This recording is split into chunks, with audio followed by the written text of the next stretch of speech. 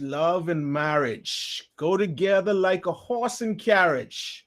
This, I tell you, brother, you can't have one without the other. Love and marriage, you know it. Love and marriage, it's an institute you can't disparage. Ask the local gentry, and they will say it's elementary. Try and separate them. It says it's an illusion. Try, and you will only come to this conclusion. Love and marriage go together like a horse and carriage. This is a song by Frank Sinatra. But for some reason, many of us end up living in Pat Benatar's reality where love is a battlefield. And in many instances, the unintended casualties are Black women, the 21.7 million in the US who make up the Black female population, 48% whom have never been married, more likely to be separated than their spouses, and less likely to be married than their Black male counterparts. Well, I'm not going to delay this. We have an exciting show for you tonight. And we'll be talking to a few soldiers on the battlefield of love and marriage who understands that getting to love and marriage starts with a date. They'll be sharing their experiences and the trials and tribulations that they may experience with this dating and marriage. So, in this modern era, on the other side of this introduction, we're going to come back and we're going to talk to these guests. So join us.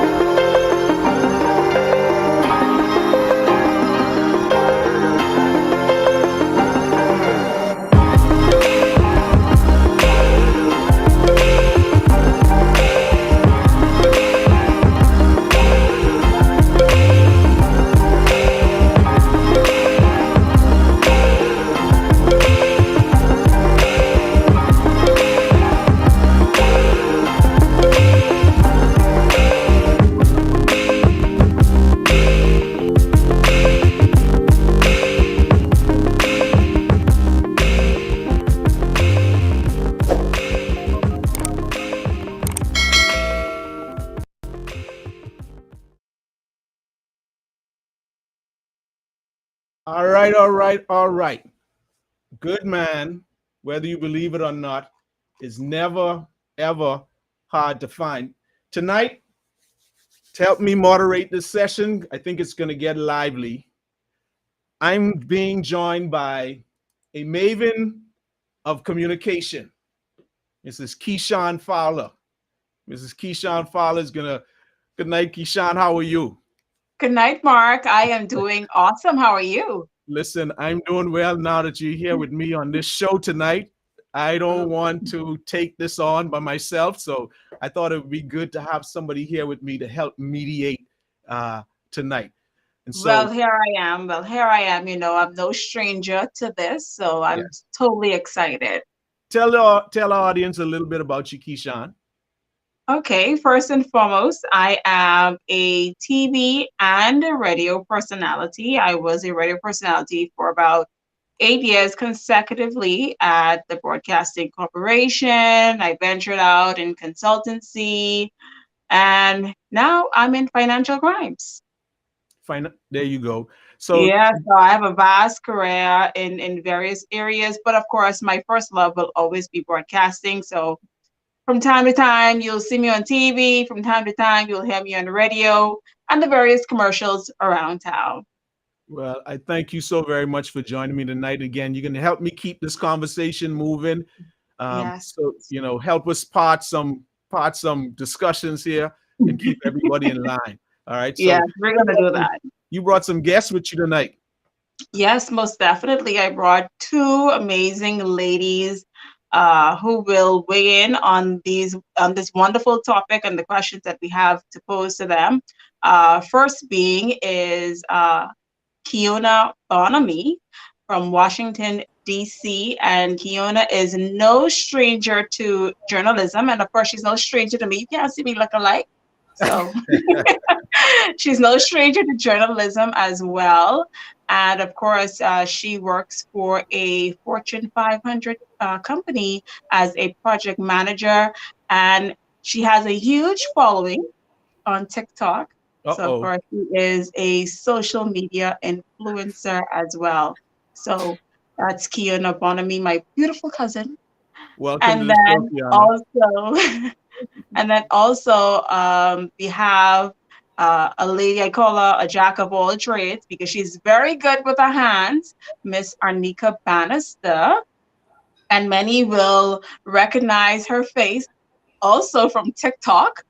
She is well known there. She is a baker, cashmere cupcakes, and she does everything else in between with those wonderful hands. So shouts out to Welcome, Arnica. welcome, Anika. Thank you for joining us. Well, I didn't come unprepared either. We know that. We know So that. We know in that. this corner, in this corner, we have with us tonight, joining us also tonight, is Giovanni Mhm. Culmer. Giovanni is a former track superstar, junior, young track superstar here in the Bahamas, young athlete turned professional trainer. So, again, I want to introduce Giovanni Culmer. Joining Giovanni is Tevin Wilson. Tevin is also a former junior athlete who turned commercial truck driver, former sous chef as well. So I want to introduce Tevin to the panel. And Thank you, guys. Thank you. last but not least, saving the big gun, here comes, and this is, we have Koran Bolden from Atlanta, Georgia. And we forgot to say where everybody is from, but um, Koran is from Atlanta, Georgia. He's a motivational speaker, and he's also a content creator, has a tremendous following in this space as well. So I want to introduce and welcome Koran to the show as well tonight. Thanks for having me. Can everybody just tell us where you're coming, where you're joining us from tonight? Let's start with, I said Koran is coming to us from Atlanta, Georgia. Yeah, so my name is Koran Bolden. I'm a national youth motivational speaker, author, and entrepreneur. And I am located actually in two cities, St. Louis, Missouri, and my new location in Atlanta, Georgia. So thank you so much for having me. Thank you. Hey guys, I wanna thank you guys for having me on the show.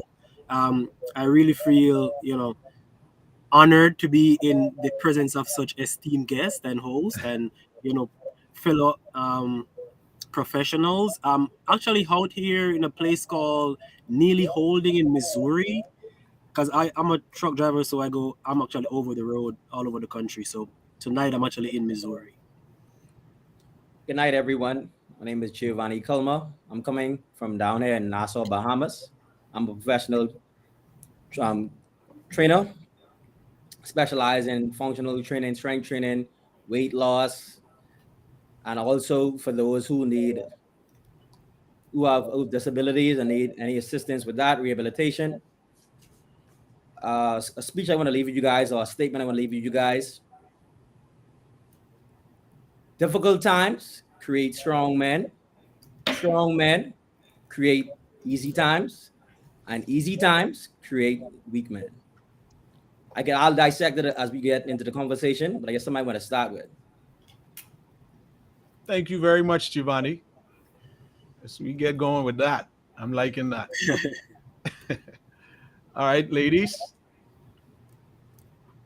Hi, everyone. I'm Keona Bonamy. I'm originally from Chester, Pennsylvania, but I'm in Washington, D.C., where I am a project manager for a Fortune 500 company. I have background in journalism, print journalism, as well as TV.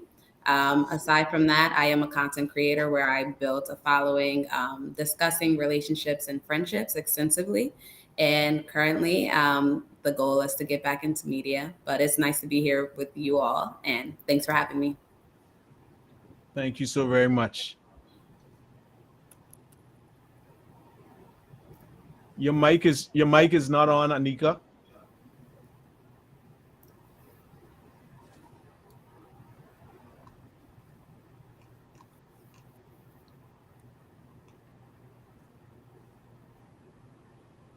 No, I'm not really hearing her.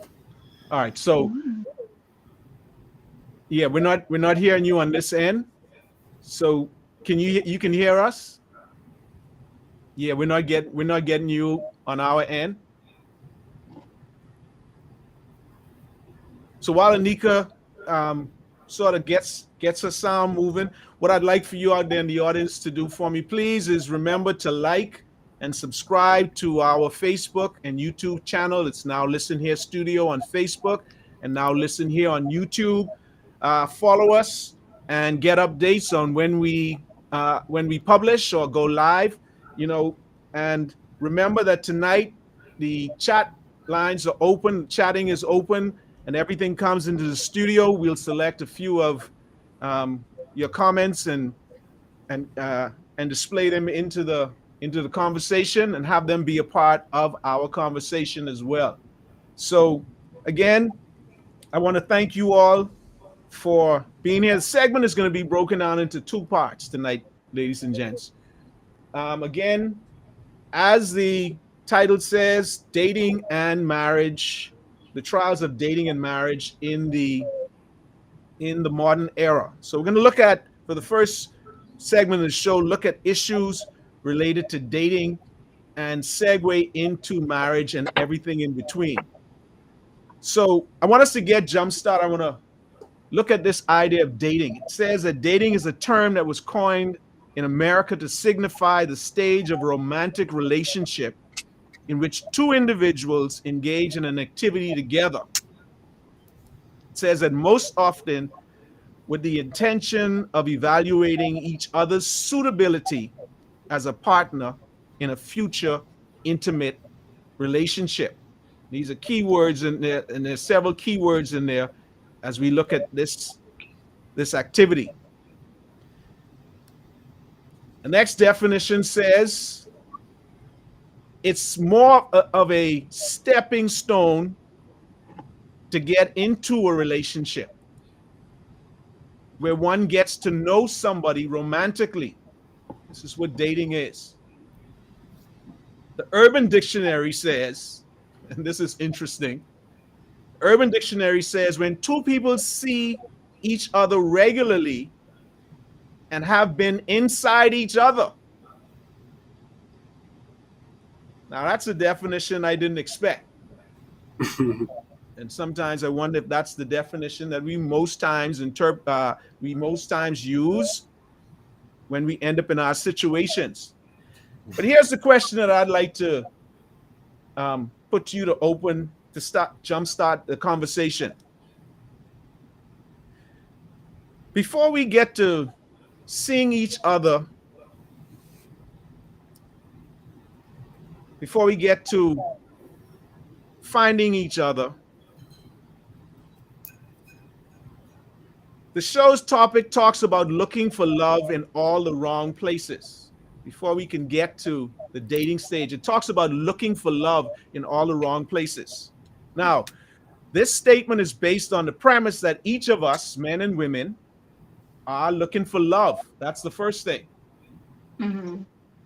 That it's based on the premise that we're looking for love. If that's the case, if we are and when we are, two questions here. Where are we typically looking for love when we go out looking? And what are you typically looking for when you start looking? Two-part question. Where do you typically go out looking for love when you start looking? And what are you typically looking for? Floor is open. It's a conversation. Well, seeing that the guys are the hunters, let's hear from the guys first. There's a hunt and gather.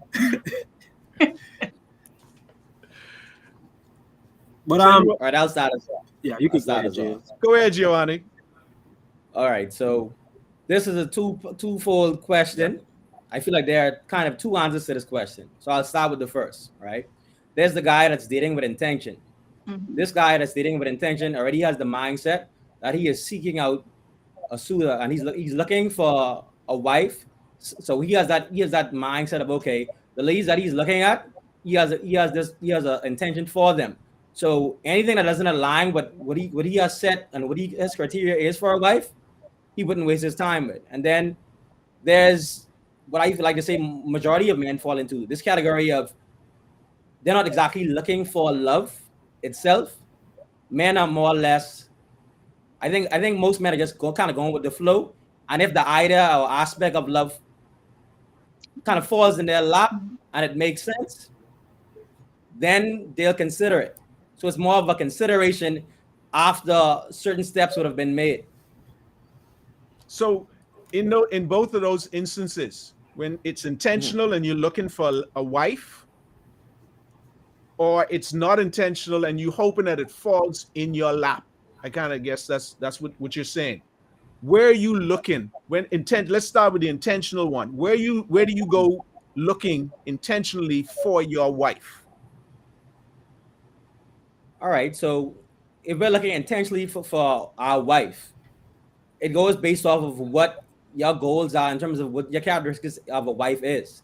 Now, just based off a general standpoint of what most men I would think go after, looking for a wife, you're looking for modesty, first off. You're looking for someone that can represent you and represent themselves well. Right? So someone that you could be proud of. So that would be the first step.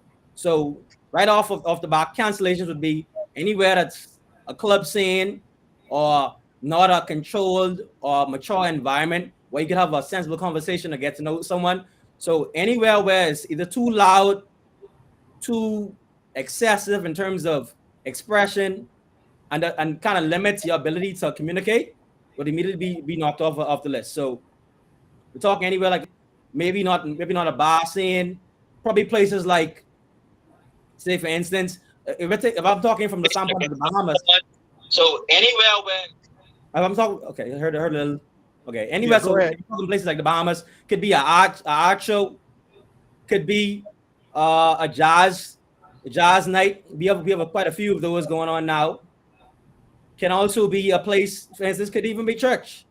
You know, it just depends on what your criteria is and your characteristics in terms of what you want for a wife. Okay. Anybody else?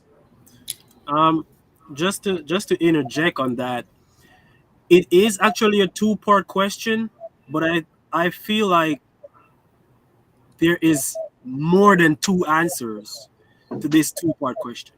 Whereas, you could be looking for love, because I'm more of a spiritual person. I'm more of being into the deeper type of connection. So when I'm looking for somebody outside of myself, I normally go on a meditation process and look within. I look within myself. I assess myself. What are my needs are. Will this person be able to complete me and not compete with me? And not compete with you? And not compete with me. Okay. So you can, yeah. I see you have a question. Oh, go ahead. Yeah, so I'm saying like you could look for love. It's not like an abstract concept, right? Where you say that this is the type of feeling that I'm looking for this person, or this person looks a certain way, or this person talks or dress a certain way.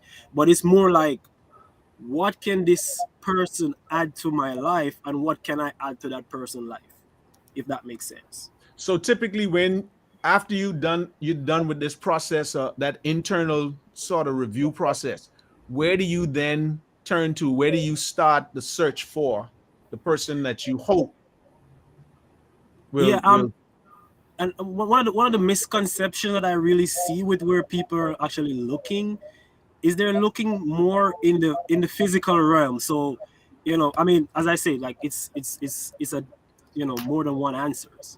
So whereas my fellow guest right here, Mr. Gio, he would say that he's searching, he's Xing out certain events or certain type of people or certain characteristics. In my view, it's more of where that person is spiritually, where that person is emotionally, and is that person available, to fit into a system where we can both grow, if that makes sense. So it's not necessarily a place or a time, but it's where you can connect with a certain person, and that connection can then flourish into something more meaningful. Okay. And again, feel free to ask questions. If it's something that you hear that stands out, please, ladies and gents, feel free to ask questions. Arnica, you with us? Yeah, I had to switch phones. There you go. Now you can hear. Now we can hear you. I'm feeling good about that. All right. So again, feel free to ask questions of each other if you hear something. So, Koran. So let's hear from you. All right. Can I be a little controversial here? You can do whatever you want. It's your show. All right.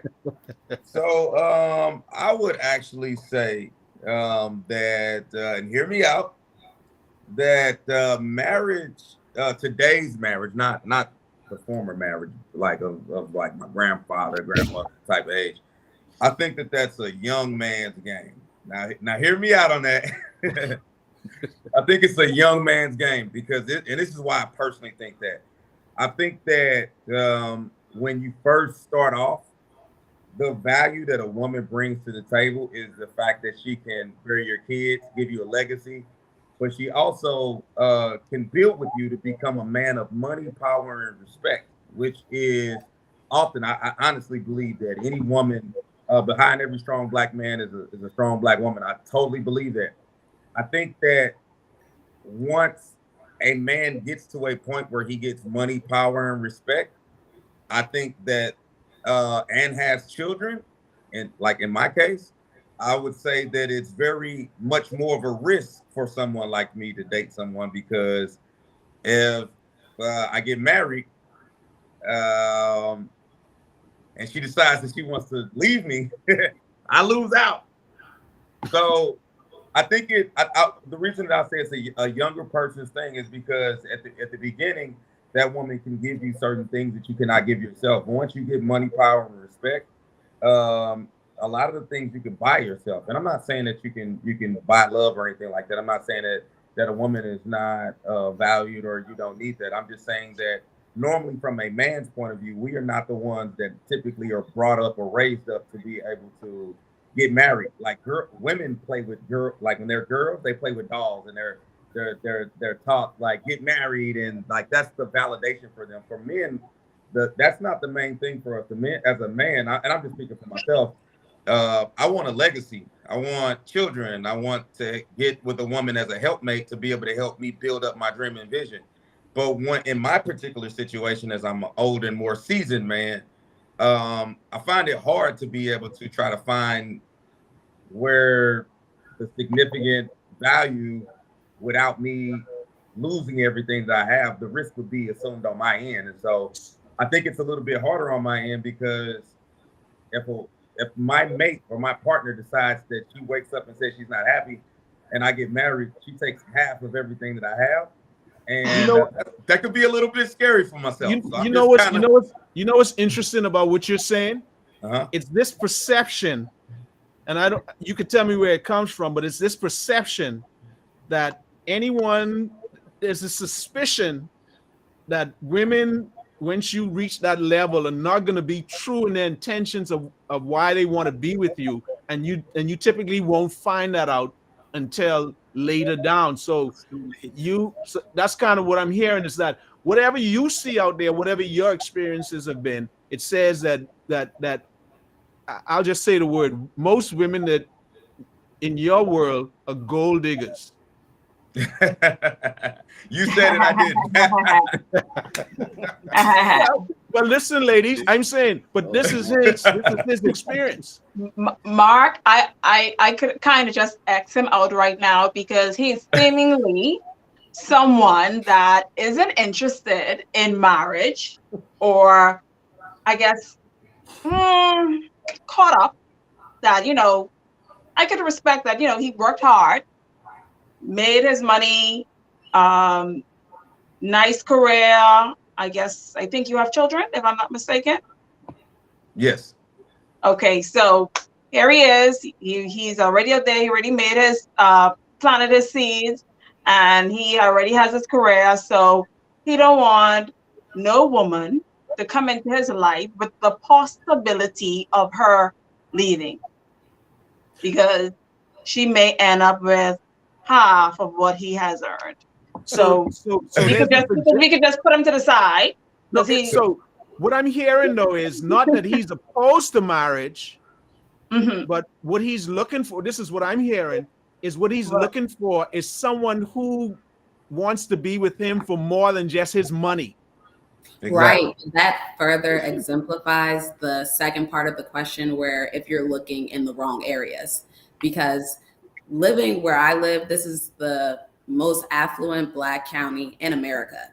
The women out here are doing as well, if not better, than our men counterparts. So it's rare to find women and men that are in competition, as far as like monetary like it's concerned.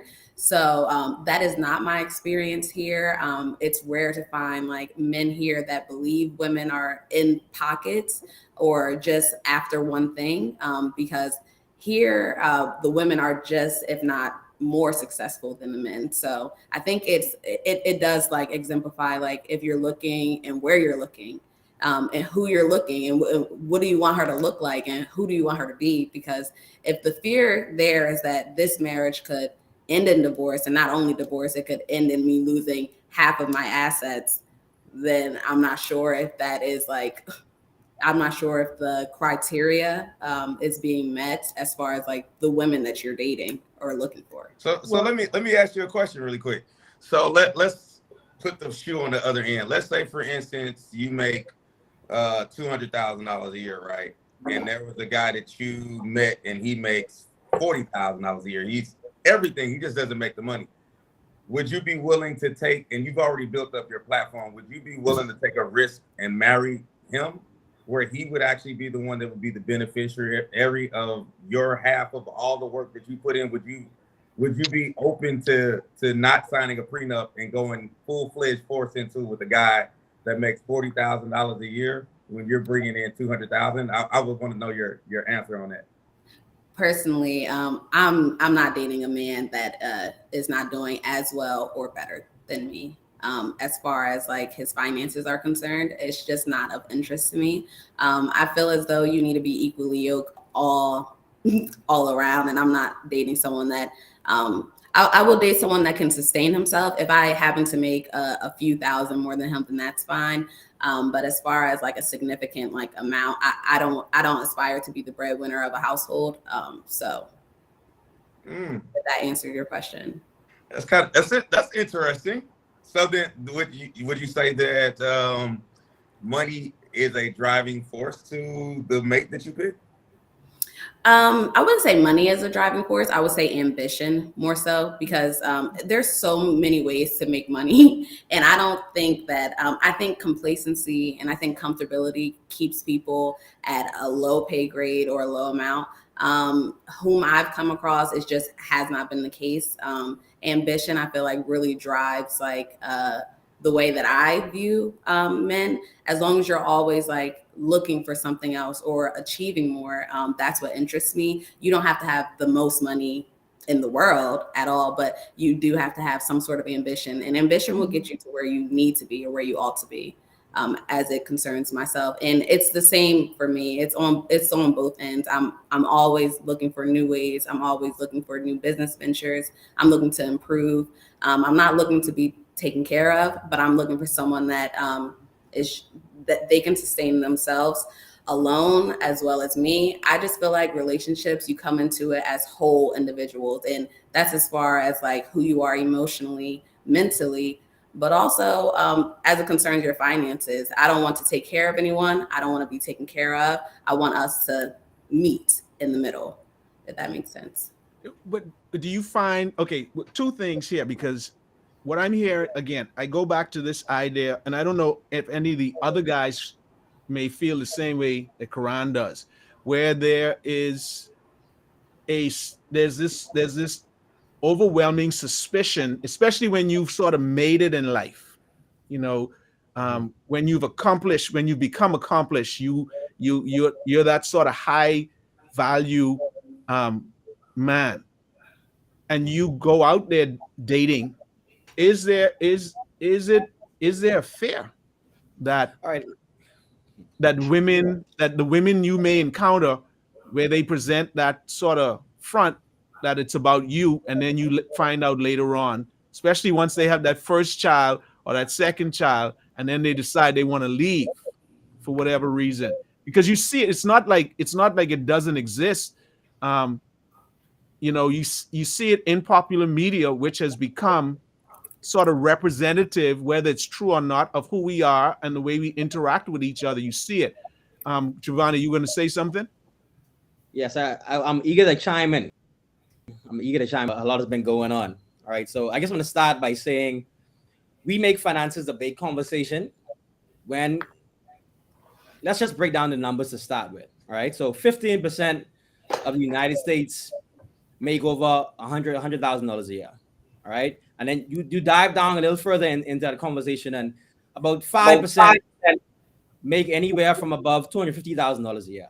Right, so what this represents is the upper 15%. Now, we spend a lot of time talking about finances as if most people in this conversation are even in the tax bracket where it even matters, right? Most people fall into the bracket of $35,000 to $45,000 a year, and this represents about 60% of the United States populace. So for me, it's humorous to have the conversation when most people don't even fall into that bracket, right? So what I want to dial back to is dial back to relationships and dial back to tradition, right? So what I've found in my experience in a dating environment is that a lot of this comes down to how people are raised and the culture they're brought up into.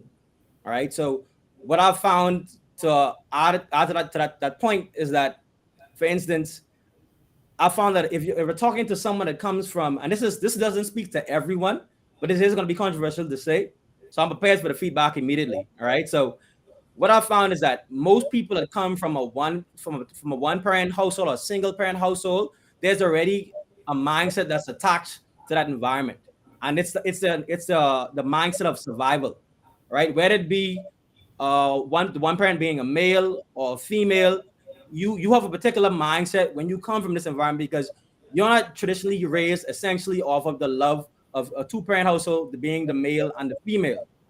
And most people who come from this environment, they are brought up in an environment where either that male or female has a better taste towards having to do it on their own because they don't have the support of the other partner, right? What this does is it raises a child, whether it be male or female, because I've seen it on both sides. It raises a child that has this mindset of, okay, I need to go there and get the best for me. And that thinking almost comes about selfishly because you're looking for the best without even being the best yourself, you know? And I don't want to say that this is more common with women, because I've also seen it with men, but I would say it's more outspokenly mentioned with women. Now, I've heard it behind closed doors with men as well, but it's definitely been all outspoken behind with women, in particular from this instance of, okay, I want the six-figure guy, I want a 6-foot guy. All of these characters have to line up within a certain portfolio. And then you look at their portfolio and you're looking at and you're trying to decide, okay, she wants these things. Where does she line up? As you mentioned earlier, my fellow guest on the panel, you mentioned about being equally yoked. I hear a lot about equally yoked, and a lot of these ladies aren't equally yoked. They're not meeting what they ask for, but yet there's such this mindset of I have to get it. I'm entitled to it. This mindset of entitlement. And my question is, where does this entitlement come from when you don't take the same time to produce the results that you're asking for, that you're living in? You know, we're living in a time now where it's equal on both sides. Women and men have the same. Theo, could I pause? I just want to ask you a question. Are you a 50-50 kind of man? Most definitely not. Is there anything in relationships? Are relationships 50-50? I think that's an important question. I believe that they are. Just want to believe that they are. However, not from the standpoint of, okay, straight down the line. I believe that male and female has a role to play. And the roles are based, it could be traditionally based, and it can also be based off of people's expertise and talents. So I may so Gio, could I just ask you another question? Because you're seemingly someone who comes with statistics. So I want to know, from your And these are experience. not statistics; these are statistics. So Okay, therefore, you're not it's citing necessary. your source, so Yeah. I just leave it right there. Okay. Okay. I just wanted to know, what are some of the things that you find that women are asking for in men, but don't have themselves? If I could just, I guess listed a few just now. The finances is number one. They're asking for 6 figures, and quite often, majority of them don't have it. And this is also from men as well. Majority of women don't have it. Majority of men don't have it. This is a high asking call from that particular sex. Okay, so one, you're saying women are asking for men to have 6 figures and they don't have it. What's another thing? They're also asking you to be a leader and have your life in order. So you want a woman to be, so you want her to be a leader as well? No, I'm not saying I wanted to be a leader. What I'm saying is that my question to you is, correct. What are some of the things that women are asking for in men that they don't possess? So let me. Being a leader can is also jump one in of on them, that one too? because you are first a leader of yourself So before you're a leader of anybody else. So I didn't hear you. Sorry. I'm answering the question. You are first a leader of yourself before you're a leader of anybody else. So being a leader is twofold. You can be a leader in terms of a grouping, and you can also be a leader in terms of advising yourself in the right direction. So being independent is one form of being a leader. You're in charge of your life and your decisions and the outcome of your life. So you wanted to be. Okay. So when you talk about you want a woman to be independent, that's another thing. Most definitely. Okay. But then you have some men who would want a woman to be dependent, because he wants to be that man and leader and take care of her, and I don't know. Wait a minute. I'm a jump it. Koran has something to say. But okay, go ahead, where do we get this idea that men want women who are dependent on them? Well, first of all, I wanna make one comment, because it was funny that I got X'd out, so to speak. she X'd me out. See, I got X'd out. I only said 2 sentences and I got X'd out.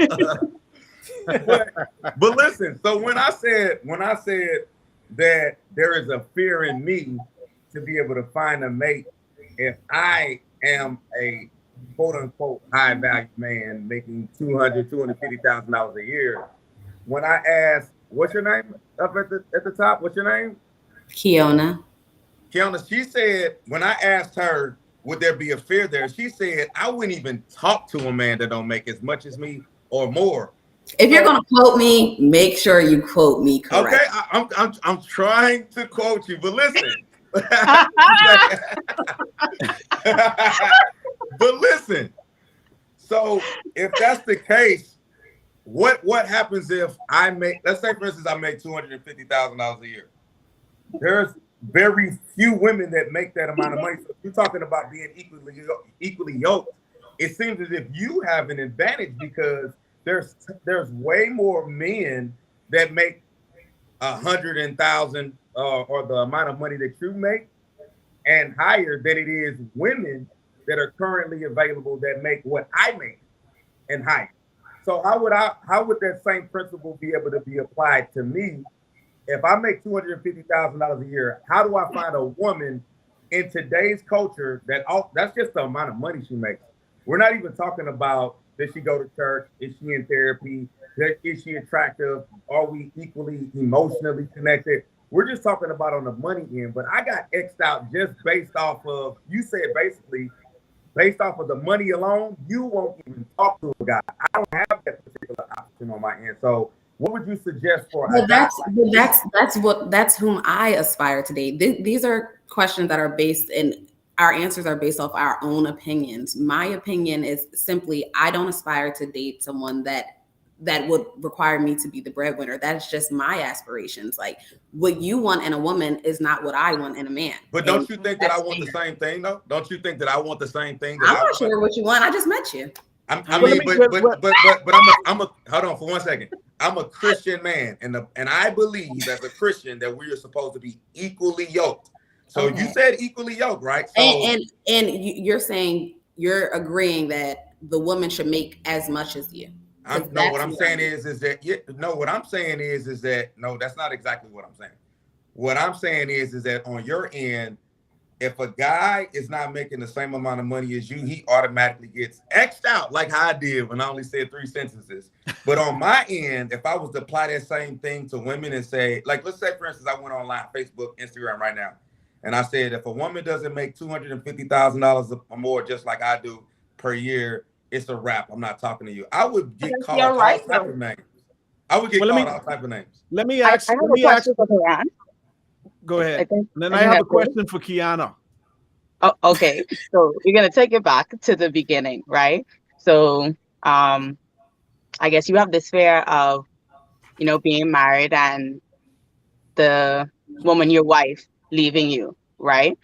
My question is, when dating, and my grandmother always told me people can seem to be like the great pretenders. So they only can pretend for so long, and then boom, eventually, maybe 2-3 months down the line, maybe 6 months, maybe a year, you see all the red flags that would lead to, if you all get married, that would lead to them leaving. So when you're dating, do you do that, or do you like see that? I don't believe in dating. Can I just say something? I don't. Wait. I didn't Can I say something? Explain that. Fake. But Dating is what? how do you not believe in it? How are you supposed to find anybody if you don't believe in dating? Apparently he meet them today and then get married tomorrow, or Can I finish my thought? We can do this today. Listen. All right, so let me tell you why. In my personal opinion, I feel like dating is just crap. First of all, dating was not even a real thing. Like, that's like more of a recent last couple 100 years type of thing. But so that's a whole other story. I don't want to get into that. But this is what I want to tell you is that back in the day, if you really thought about it, like the longest relationships that I ever had in my life was when I was in middle school. And it was a girl that I would like. I would look at her. I would say, that's the girl that I want. And I would write her a note. And I would say, do you want to be my girlfriend? Yes, no, or maybe so. And she would circle it, and those were the longest relationships that I ever had. We didn't have to date. We didn't have to do all that other stuff. I didn't have to buy no food or anything. And those were some of the most genuine relationships I ever had in my life, because when you start talking about dating, like, you putting on a representative of a person that you're trying to pretend to be. Like, a lot of this stuff is just fake. Like, I just feel like I think to me, like, dating in today's world is just, like, you're not going to really figure out who their real person is until 2 or 3 years down the line. And so for me personally, I'm just talking about me, I just feel like most of the time I'm the one that's putting up all the stuff. So the dating, I'm going to pay for all the dates, pay for all the trips. You got more national holidays. You got Valentine's Day, I got to pay for it. You got Mother's Day, I got to pay for it. Your birthday, I got to pay for it. Christmas, if you have kids, I got to pay for you and your children. So what happened? Don't forget Just Because Day as well. What you say? Don't forget Just Because Day as well. Oh my God! And adding all those days together, I'm the guy that's always dishing out, and I feel like I'm the one that, once again, to my original statement, is that I'm the one that's assuming all the risk, though. Can I say something? I'm going to get back to you, but let's have him say something.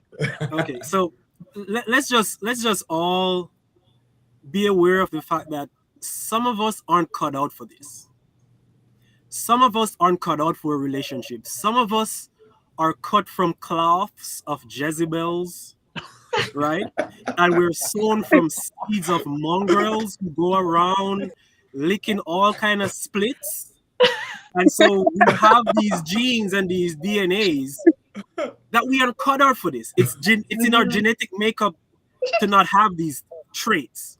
And secondly, what I would say about Geo, I think that your parents, whether single family, nuclear family or extended family, They give you an opportunity to go to school, primary school, middle school, whatever. But as soon as you pass a certain age where you can identify yourself and identify who you are, their education is your responsibility. Whether it be a relationship, whether it be investing, finances, your financial literacy, because school can only teach you so much. And your parents, they only know so much. So at some point in your life, you have to sit down with yourself. You're at a crossroad. Am I cut out for this? Is a relationship, a long-term relationship that is something that I'm cut out for? And if you're not cut out for it, you're just not cut out for it. But some of us have this concept because we see it in movies of love all the time. And, you know, I felt love for this person for 2 months, or I felt love for this person for 3 years, and then the person do something to you, and then you fall out of love with that person. I see married men and women 15, 20 years, they're broken up. So what are you trying to tell me? Yeah. You see what I'm saying? So when you come on to the concept of love, I know what's your name, brother? Koran. Koran. I mean, you know, you're I guess you're much more of an older gentleman than I am with more experience. But what I can say, brother, I don't know, like you say it's your opinion, but for me, I make sacrifices to put myself in a situation financially, emotionally, spiritually, where I could provide, where I could be of service, where I could lead and put that energy into somebody else. Let's go, Tevin. I know that you say, you know, you're paying for all the dates. You know, you have to open the doors, you have to buy the flowers, you have to meet the grandma who talks so much. As a man, I look forward to that. I look forward to opening the doors. I look forward to taking you on trips. That's what I do as a man. Not saying that what you, based on your experiences, is not valid. Your experiences are valid, but I'm saying from my experience and what I think a man should be, I think you should strive to be a provider. I think you should strive to have a safe space where a woman can come in and nurture. You have but all Tevin, wait, Tevin, listen, I understand all of that because what you're sort of describing is the traditional man. And what a traditional man should get is a traditional woman. Not necessarily. Well, not necessarily. Well, let me. Because I could be a traditional man, and then I want a modern woman. I'm saying, listen, I'm saying what you are describing in one sentence is a traditional man. That's the expectation. No, Mark, why are you boxing men? Why does that kind of man have to be called a traditional man? I guess what I would like to I like to get to you know, I'm not boxing men, but I guess one of the questions that I had here is related to this idea. It said, here's a question, do you find that there is still an expectation, in particular from women, that a man should be a traditional man or a traditional husband? So Tevin, this is for the ladies.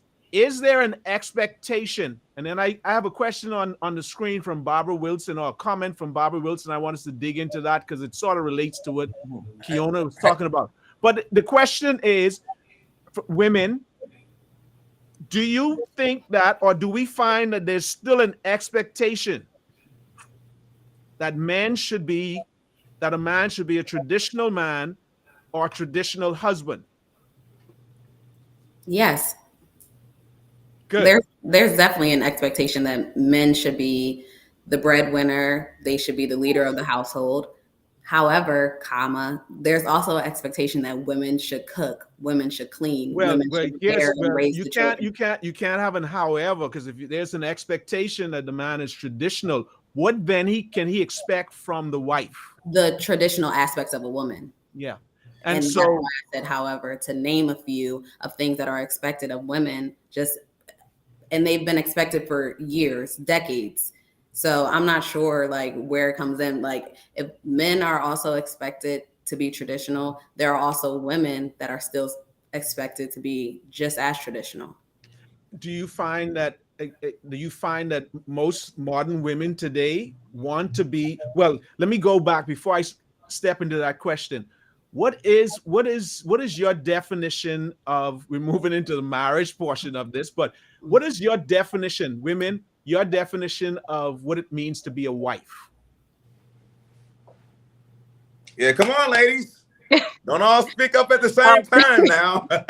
Well, I guess somebody who can meet you halfway.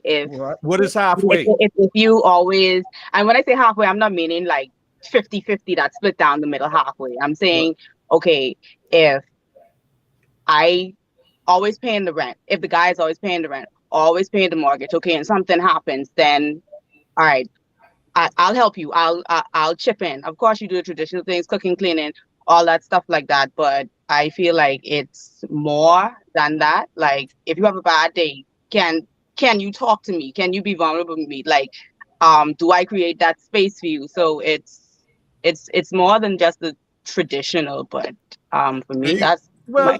Do you think that that's a equal trade? So we're talking, once again, we're going back to the equally yoked. So if I was a millionaire, if I'm having a bad day and I'm paying all the bills, you got every car, you got the Rolls Royce, you got the watch, the kids got college funds and all that. Do you think that it's an equally yoked situation if I'm a millionaire and you, just because I'm having a bad day, you come and talk to me? Do you think that that's an equally yoked wife? Would you say so? Or what? Or I should ask you, for a high value man that was $250,000 millionaire, what type of woman should he be looking for that's going to equal the value that he brings, money, financially, mentally, emotionally, spiritually, sexually, all that? What would you say is the type of woman that he should find in that would be equally yoked, other than just talking to him when he's having a bad day? I'm going to interject as the co-host here, because I'm trying not to weigh in as you dumped me already. and for someone who has had interactions and who know high valued men, and I'm talking millionaires, some who are married, some who aren't married, their women don't make their kind of money. And then also with men, what Koran may want in a woman, Giovanni may not want. So you can't ask that question of what could you give a man, or how could you, because here was the question. If the expectation is that the man is going to be a traditional man, I think Keona described that traditional man. He's the protector, he's the provider, he's all of these different things, because she doesn't want to be that. What then can he expect from her as the traditional wife? What does it? And so again, I go to the question: what? It all boils down to what it's for me. It all boils down to what that man wants. But the question it will be: he wants a traditional wife to match his traditional maleness. Okay, what do you define as traditional? No, what do you define as traditional? Here's what I'm asking you, because this is where we sort of get into these gray areas. How do women define what the wife means, what traditional wife means? Let me tell you why I say that. Because in conversations that I've heard, or conversations you engage in, one of the first things you hear a woman say is, I'm not going to be a slave for any man. Because when they look back at what their mothers did as housewives, taking care of home, cooking, cleaning, while the husband and maybe they meant that because they watched their mothers come home, cook, clean, work, do everything while the man just lay there. I'm not talking about. Hold on a minute. Excuse me. Wait. Now listen here. Listen here. Hold on. There's a simple what I'm talking about. I'm not talking about that. Except I'm talking about those men who are traditional men. I'm not talking about the men who don't do anything. This conversation is about those men who are out there as breadwinners, who are out there taking care of, the wife, the home, everything is provided for. what then can he expect from his wife? I have to. Could I overlooking interject? something here 1 second. I want to say something. We're overlooking something right, and that's important. Mark, you've been reiterating that point, which I agree with, but we're not speaking and just calling it what it is. Okay, so I'm just gonna call it what it is. Right? Go We ahead. live in a society today where we have men that want to be traditional, that have aspirations of still being traditional, but we don't have traditional women. We have modern women. The problem that we're having today is that you have modern women with the same expectations for men to be traditional when they're not traditional. That's why we're bucking heads. We're bucking heads because you have women with masculine tendencies, who have masculine qualifications, but they're looking for men to still be masculine. Why does your portfolio line up for everything that a man needs to qualify with? It's looking for him to double down that much greater than you are. What happens? What needs that? We need to rearrange our expectations and understand that, okay, we now live in women are now susceptible to make just as a good a successful life as men. And in case these granular expectations of expecting your man to do X, Y, and Z now have to be adjusted. You have to accept the question: do you want to be a traditional woman? If you align yourself with a man who you can complement, and if you don't want to be a traditional woman, align yourself with a man who can be equal to you. But you cannot expect to be a modern woman and still want a traditional man when you are not meeting the criteria of a traditional man. Traditional men want traditional women. And that's where we're bucking heads. You can't expect to have a job where you're working in excess of 50 hours a week and still try to get a man who's traditional, who has already made that excess of money. He's not interested in you competing with him. Whereas when he comes someone from a 50-hour week, you yourself are also just as busy. The home has no one to tend to it. You have a decision to make. Either you're going to align yourself with the views of a traditional woman by those characteristics, or you're not. And if you're not, with what you're going to get, which is either an equal partner or no one. These are just the facts. We have to be realistic with our views here. I just feel like we still have yet to hear from the men what they're looking for in women, even if it doesn't relate to a woman being traditional. We've yet to tackle that. Then on top of that, someone in the chat mentioned that this is subjectivity. But Mark, I know you mentioned that we're getting into the gray area, but is it not gray? We started this off knowing that these are just opinions. Some of them are related to statistics and some of them are rooted in facts. But however, I feel like all of us here right now are just stating our opinions and what we want. That is subjective.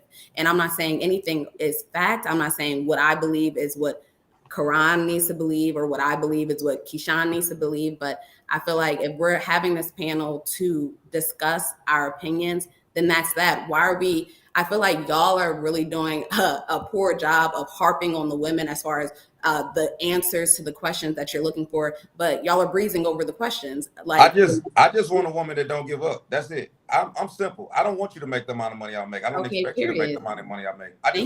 I want a woman that doesn't give up. That's it. Everything else can be worked out. To tag onto what Koran is saying. And when we go back to the statistics of the numbers, the actual statistics, let me just explain it, because I think that a lot of times when you talk about the high value man, most people see like Kevin Samuels and they've heard him talk. I'm actually the high value man in real life. No, like for real, like honestly, I've been through 40 sessions of therapy as a black man. Well, number one, Could you encourage more men to attend therapy? Hold on. Let's hear what he has to say. I do. I'm a national youth motivational speaker. Means I'm really great with kids. Meaning that if you got a young boy, young teenager, I can help you with that. I got my own money. I live in 2 cities. I got my own money. I got my own house. Got my own car. I got a dream car. I got all that stuff. And I know God intimately in a very intimate way, like fasting and praying throughout the year. So when you talk about the high value man, I'm him. And I'm not even boasting or bragging in that. I'm saying I am actually him. I'm actually a good guy with a good heart. What I'm saying is this is what I have a problem with. The problem that I particularly have is that 80% of marriages end by the woman. and most of the time when they've asked what is the number one reason for divorce, they say money. Finances. And let me point out one more thing that a lot of people have not said.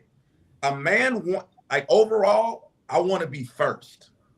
Like overall, other than my kids, other than you giving me kids, I want to be number one in your life. Let me tell you what the hard part about this is, and I'm not pointing no fingers at anybody here.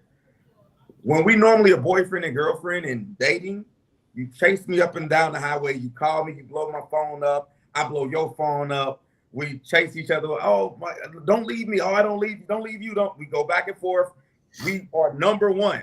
The minute that, let's say, for instance, I give you 3 kids, let me tell you what happens when I give you the ring and 3 kids. I'm gonna give you a real scenario. I've lived this. I go from being number 1 to instantly being number 4. Most women are not gonna put me over their kids. That's just period. Now I'll go from number 1 to number 4. Then once you actually have the kids, now in your mind, I don't know if it's whether it's your friends, I don't know if it's culturally, but something starts to tick to say, if he leaves me, I'm going to have to make sure I take care of these kids. So now your career comes into play. Then the career comes into play. I'm number 5. Now you're going to say, as I grow in my career to get to the next level, I got to go to college.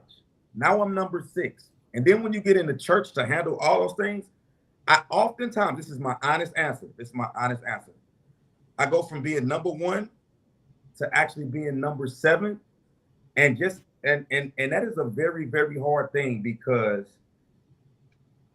I'm providing all of these things, yet I get put on the back burner at the very end. She don't trust your leadership, that's all. No, let me Tevin. ask you. No, let me. I don't know any woman that will put their kids over. Like if I meet a woman right now, I don't know. She don't trust your leadership. No, Keeshan. Do you have any kids right now? Keeshan, hold on 1 minute, guys. Hold on. But let me ask you this question, Keeshan. Do you hear anything in what is being said that sort of represents a reality for men? I heard him. Oh, no, I'm because see, that comment sounds like there's you're dismissing some of his reality because, and he's also not just speaking for himself. Again, if we're watching what's taking place in society, this is the experience for a lot of men. And so I'm saying, are we being dismissive? Is this part of the issue why we can't sort of come to the middle? Because anytime a man speaks, women sort of dismiss what he's saying and just move on. No, I'm not. I'm not dismissing with what he said. What Tevin said? No, I'm a man, and I'm dismissing him as well. How old are you, Tevin? How old are you? I don't think age is not a factor. It definitely is. Hold on 1 second. How old are you, Tevin? How old are you? Okay. I'm 27 years old. That's one. Exactly. So what I'm saying is, Mr. Humes is saying that women are dismissing you and your perspective, but you're also being stuck in your way and dismissing you're dismissing them as well. You. I was in my last situation for 17 years, bro. No, but what I'm brother. Tevin, brother, Tevin, listen to me. I used to talk and think just like you. Hey, listen, it's all on my Facebook page. Love and happiness and flowers and all that. What I'm telling you is that it's levels to this. That's all I was in my situation I was with the same woman. I'm not a guy that it would be different if you were talking to one of these different guys that wasn't really living this. I really lived this. Listen to me. Now you got to hear my perspective too. I am a guy, I only have one. I was with one person. All of my kids are all from me. I don't have multiple baby mamas. And she already had a daughter when I met her, and that is my baby too. What I want to add, this is what I'm telling you, is that there's levels to this. I'm 17. I went through a 17-year situation. And what I'm telling you is that I know what you're saying. I felt the same way when I was your age. But unfortunately, as I've grown older, listen to me, hear me out. As I've grown older and I've gone on several different dates, I've gone through marriage, after marriage, I am telling you that the culture is changing right in front of our faces. And very few, oftentimes, I don't even get a thank you for taking it. I could take a woman out to a $400 dinner. She wouldn't even tell me that. You sound like Tevin, let me ask you, Tevin, before you comment, Tevin, before you comment, you and I had a conversation. You and I had could you tell me a little bit about your experience in love and relationship? Okay, so and this is why I'm saying this. Like, put it like this. So let's say for the year I go on a date. No, tell me about because you've been on a date. Don't give me the hypothetical. Let's talk about your lived experience in the relationship. Tell me what you've experienced in your relationship. Let me ask you this question: are you in a relationship right now? Yes, I'm in a relationship right now. Okay. How long have you been in a relationship? Probably like a year. A year? Yeah. And how is that going? So far, it's going good. Yeah. But this is what I'm saying. So the conversation that me and you had the other day. So, and this is I'm going to give it like an overall scenario. Let's say for the year I go on several dates for the year, or 6 dates, or 5 dates. Based on the type of woman that I've selected to go on dates with, you have like 15 or 20% of them that didn't meet, based on overtime and experience and what we've gone through, wasn't the type of woman that I was looking for. And it happens in the dating. Hey, let me ask you a question real quick, Tevin. But majority of the dates that I go on, or women that I interact with, are women that are actually complimenting me for what I want and not what I look for in a woman. I want to hold your here's the question. Wait, I want to ask the question. Are you looking to be married? Exactly. Let's go. Yes. Yes. Okay, can I ask a question? So let me get one question in. Yeah. One question. Just one. Okay. Let me finish this question. Okay, go ahead. So your aim in all of the dating, and this is to be married. So you're now, when was the last relationship that you had before this one? Before the one that I'm in? Yes. Like a year after that. A year? When you say, you mean a year prior? Yes, a year prior, yeah. How long was that relationship? That was like 8 months. Like 8 months, 9 months. So spiritually, why did you not make a connection? You do the meditation stuff. You go out intentionally looking. Why didn't it work? Okay, because the thing is, she was a Hispanic woman, right? So culturally, I mean, talking to her, going into the initial dating phase and stuff like that, we actually moved in together. Right. That's how serious it was. Okay. Who was okay? So you both were serious. Yeah, we were serious in a relationship. Okay. And it's so funny because this was like an absurd situation. So we moved in together we was living together for about like 5-6 months, and then I met her, like, those Hispanic. I met her type of people. But what I start realizing, and I don't want to sound like they're not. No, that's fine. That's fine. But what I start realizing was that she wanted to take on more of a dominant role, like her family. They wanted her to be more dominant in the relationship, because they was telling me, we're Hispanic women. That's what we do. We normally tend to lead, and our men normally tend to, be more, conservative. And as we grow into the relationship, I was realizing traits where she was actually trying to, be the leader in the relationship. She was being a modern woman. She was being a modern woman. I guess, yeah, she was. No, but I don't think she was being a modern woman. She was culturally, that's how they say they're as people. Hispanic women are culturally more dominant women who take on the lead more than men. Hey, Tevin, let me tell you something really quick on this too. You know how, and this is why I want to bring up age, because a real man, we don't move women in unless we marry them. I'm gonna say that one more time. Hold on. Let me. We gonna hold. If you're a real leader, you're gonna hold on to the fire. Don't try. Come on, real men. When we don't move in with women unless we're ready to marry them. We don't move women into the house And you should have done all of your research first. And that's what I'm saying. You lack a little bit of the experience. Let me tell you from my point of view. We, number one, as real men. Hold on. Let me get my. You've been talking. Hold on. A woman. Don't listen. Listen. No, listen. Listen to me. A woman. Yes, listen to me. A real man, a real one. You don't play. First of all, going a year without asking a woman to marry you is no-go in my world. We don't play around with women like that. So for myself, if I go on a few dates, I would rather tell a woman what it is and she tell me what it is. If we're gonna go a whole year, I'm normally if I'm dating with intention. I want to marry you. So and you don't date? Hold on. One thing I want to say really quick. One thing really quick. One thing I want to say really quick. Keeshan, let's not talk over. How are you continuously going on these year-long adventures, yet you're not getting engaged or married? Me personally, myself, there's two rules. Hold on, let me finish. I want to get my statement out. Number one, real men, we date with intentions. If we get to at least a year, we get married. Number two, we don't move in people. We don't shack up.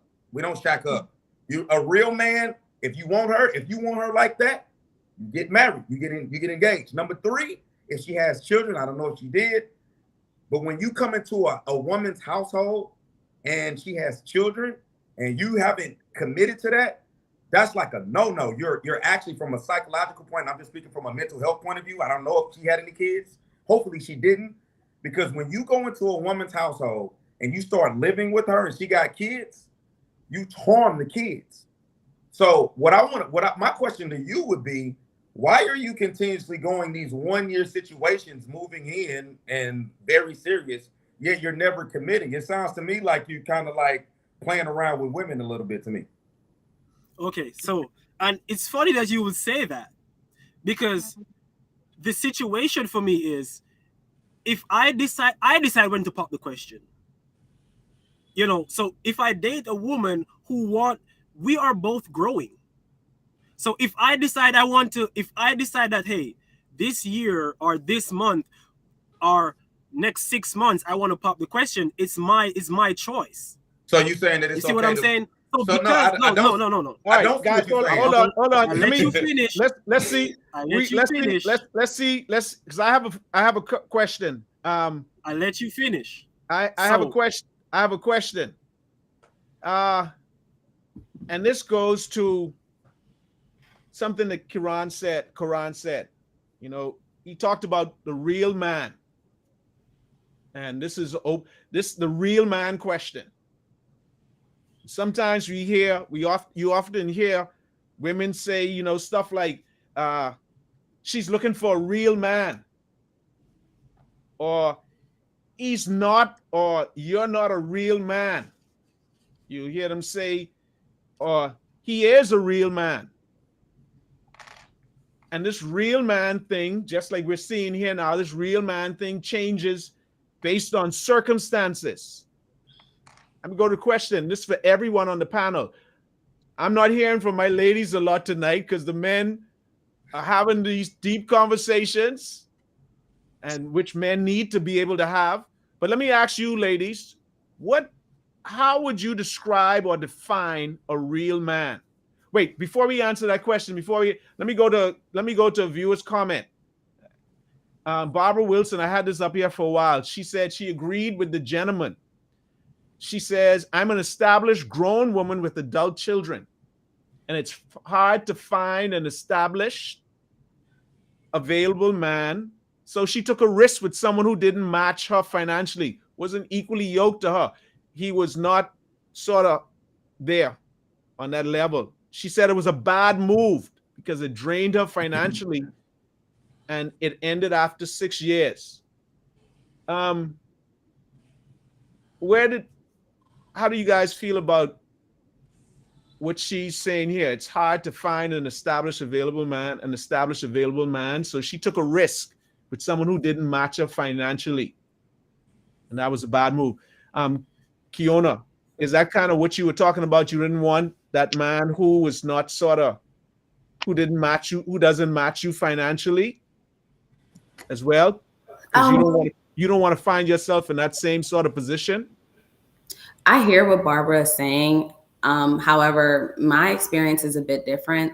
The reason I mentioned that, there's a slew of other reasons, and there are a slew of other characteristics that I want in a man. It's not just solely based on his finances. I feel like you all are harping on that part of what I said, but I understand what she's saying. It's not so much that I don't want someone to match me.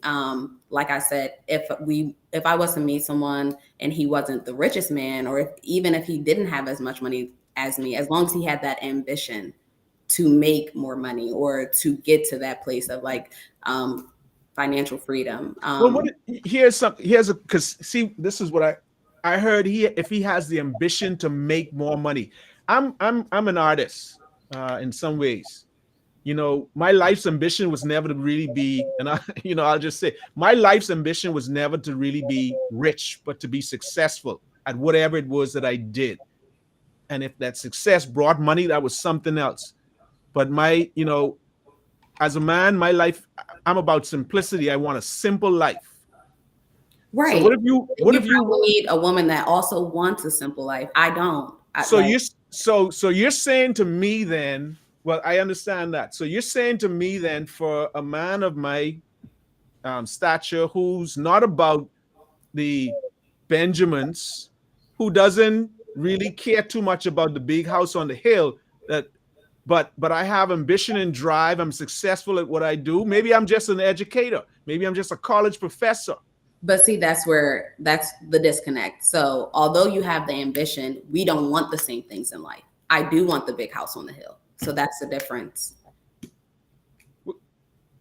I'm kind of lost there. So you say you would throw away a good man because he can't. I believe two things can exist at the same time. I believe, honestly, just in full transparency, I have one, and that's where I'm speaking from. I have a man that is incredibly ambitious, that works hard every single day, that has multiple forms of income, that has houses, real estate. This man is a very good man. Not only that, he also encourages me. He also pushes me. So I'm at the same level of him as him because of him. So I'm speaking from that type of experience. I'm with a man that on paper is everything that I wanted and more. And I appreciate that's where you are. But what I'm also sort of getting at here is that you find that there are not a lot of women where you are, but they demand the same things that you do. Or if they are, because again, this is about a good man, a real man. And is it sometimes are women losing out on finding a good man because the good man doesn't come wrapped in money? See, the issue is, I believe two things can exist at the same time. No, I'm just asking. I understand. I'm just asking. Money. This is the general question. I'm saying not you in particular, but I'm saying, are a lot of your sisters missing out on good men? No woman that I surround myself with are missing out on good men. Because see, here's what I also understand is that those men that you speak about are in the 3%, probably in the 3% of men that all women are sort of fighting to get. And so when you find that these men are cheating because they have all these options, then things fall apart and you wonder why. But I'm saying because we're neglecting those men who are good men because they don't come wrapped in money. Is that part of the reason why I'm just saying, not you in particular, you right. So I won't answer the question. I can defer to Keeshan. Can we hear from Arnica? And see, and this goes to something else because I'm looking at Barbara's question here. And I want to flip this script a bit. How do you think men who make more money than their women feel when they're the ones who are taking care of everything? And again, you don't match us in situations where you don't match us financially and you drain us financially in a lot of ways. Because and again, what do we get in return for the amounts of investment? See, this is something I find very interesting, that women have a problem with men who they have to take care of because they're not real men. But men should not have a problem taking care of a woman, and if he doesn't, he's not a real man. Isn't there some sort of double standard in there?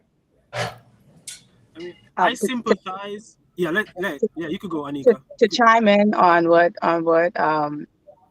Mark said, it's just my opinion. I think men are tired. I think they're tired because we as women, some of us ask them for a whole slew of things, but we don't give them anything. We don't give them anything back. You know, like some days men just want the simple, pat on the back on the shoulder, kiss. Like it's the small things and it's the bigger things. Can you give me what I give you? Like in return, I feel like we sometimes as when we just dismiss their hard work, dismiss their feelings, like, and we don't do anything to, I guess, what's the word I'm looking for? We don't do anything to fix it. We don't do anything to make them feel as loved as we want them to make us feel loved. So I just feel like, what we ask of them, vice versa, we should, get back. They should get back. I sympathize with Miss Wilson or Mrs. Wilson. But that's the thing I would say, like, you at a certain point you have to understand that this is all risky. Right? This is all risky. And that's why finding love with the right person, when you do find it, the pursuit of that happiness and the pursuit of that love, when you find it, that's why it feels so fulfilling. Because, and I want to say this to Mr. Humes, I think this is the perfect time to interject my situation that I had that I was telling you about. Okay. Where I was in that relationship with this person for 8-9 months. I assumed all the financial responsibilities to the point where she had some, she was financially delinquent. Her credit score wasn't right. She had a bunch of credit card debt. And I said, I took it upon myself to say, okay, then. I'm not saying I'm not bragging about this. I just feel like as a man, if I meet somebody, you want to, as, what's her name is, Keona or something like that. She said her significant other helped to bring her to his standard, or even, you see what I'm saying, financially or whatever. So, I took it upon myself to say, you know what, we're in this together, we're a team, we're gonna build and whatever. And so I assume all the financial responsibilities, and I say, okay, here's a credit card. I gave her one of my credit cards, and I say, everything that you spent for the week, we're gonna go over it. And based on the amount that you spend for the week on the card, you're going to put it towards paying off your financial delinquencies. Right? Mm-hmm. And we did that for about 3-4 months. I also went ahead and I bought a $1,000 ring to propose. She was actually my fiance. You see what I'm saying? And so over time, when I see and after 8-9 months, I decide, hey man, I see where her family and other people was coming into the relationship, and I'm not gonna have that. You see what I'm saying? And so I was like, let's just go away with it. Let's just be done with it. It's all risky, and I'm not looking back and thinking, oh, I done blew all this money on these dates and all these these little vacations that we went on, taking financial response. I'm not looking at that hey, I don't spend that. That was an investment on my part. And if the investment didn't return the ROI that I was looking for, it's risky. That's a bad business deal. And this person I'm with right now, I didn't use those perimeters and boundaries that other person had, to marginalize her, and didn't give her the opportunity to grow into the woman that she is today. Why didn't you marry her? All right, I'm gonna jump in for a second now. Just gonna get us back on course, because I kind of feel like we fell off course, far off course. Okay, we jumped into an arena of delusion. All right, and it's about time we get back into reality. So full disclosure, as I stated earlier, you can see my name in the caption there. I am a man in a committed relationship that is in transition. The next step is on the way. All right. I'm dating with intention. Now, with this being said, I was an eligible bachelor for years. And I'm not just the guy who has this fantasy or idea of just love and et cetera, like the Disney fairy tale. I was one of those guys who was very successful as a single man. So I'm not speaking from someone who only knows what the dating world looks like. I know what the single world looks like as well. All right. And I think that there has to be some period of understanding how to maneuver the dating aspect without the dating of intention first, before you could even jump into the arena of knowing how to take it to the next level as a man. You need to establish in terms of who you are and know what you like and your dislikes, right? I say all of this to say this, right? Tevin, I feel like you're being disingenuous about what you're saying. And you're not speaking for men in general. Now, you might be speaking for a small percentage of men who are probably still delusional like you are. Like but we're going to keep this real, all right? And this is the reality of where we stand today. I sympathize with Koran on what he stated. He has built himself up a career that's successful. So obviously he has a lot to lose. His predicament right now is risky. I'm not quite there yet. I'm on my way. And I aspire to be with him, like him one day. But I want to say this. In dating with intention, we have to be open to the realities of being fooled by bad women dressed in good women's clothing. As men, we cannot have this idea and aspect that everyone we date just has this great appeal to them and they want the same thing that we want. You have to be open-minded to the fact that not everything you see that glitter is gold. And you can't have this idea that, hey, it's just an investment. Mind you, I agree with you that dating is an investment. I agree. And just like any investment, there's some bad investments and there's some good investments. But you take the time to do due diligence first before you invest. You don't dive head first into it and then stumble upon some rocks and say, oh, wow. The next thing you know, you're deep in financially and it's like, okay, how do I get out of this? Right? So the reality has to be met. Okay, does she line up with certain criteria? Earlier, I mentioned that behaviors of the way you're brought up have a lot to play with intentions. And we took it into a realm of education. And there reaches a point when you're educated and you have to step into your own, which I agree with. However, the way in which a man and woman is raised, more times studies have shown that this is what continues to happen. So if we take it a step further, this element wasn't brought into the conversation. So we're talking about this in particular and single daughters. Most women that are brought up in a single parent already brought up with a bitter taste in their mind about men. They see men as an object to advance them and to take them further into the next level. So they already step into the dating market with this perception of, okay, my mother didn't have it. I'm going to make sure that I get it. And I'm going to get it by any means necessary. And these are dangerous triggers for men.